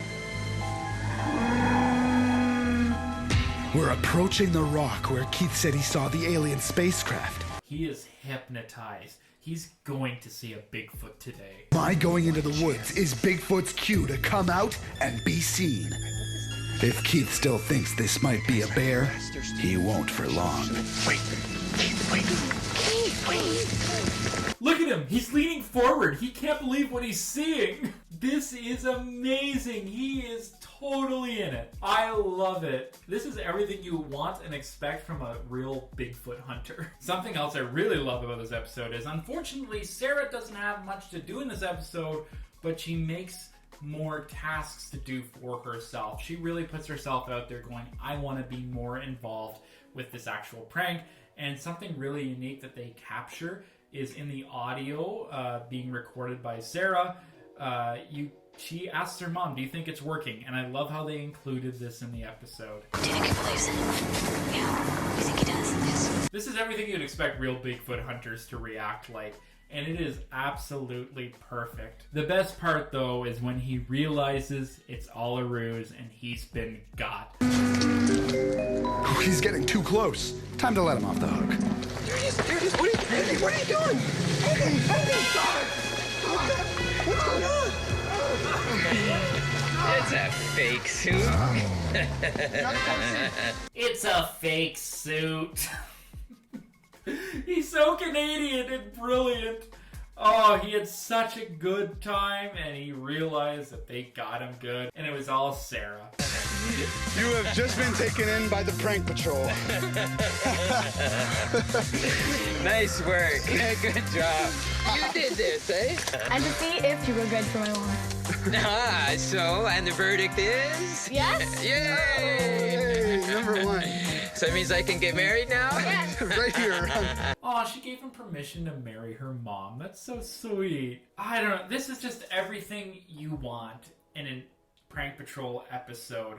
It has the heart, it has the reaction, it has Bigfoot. Oh my god. I should get to the final scoring, however. Concept, anything with Bigfoot is 5 out of 5.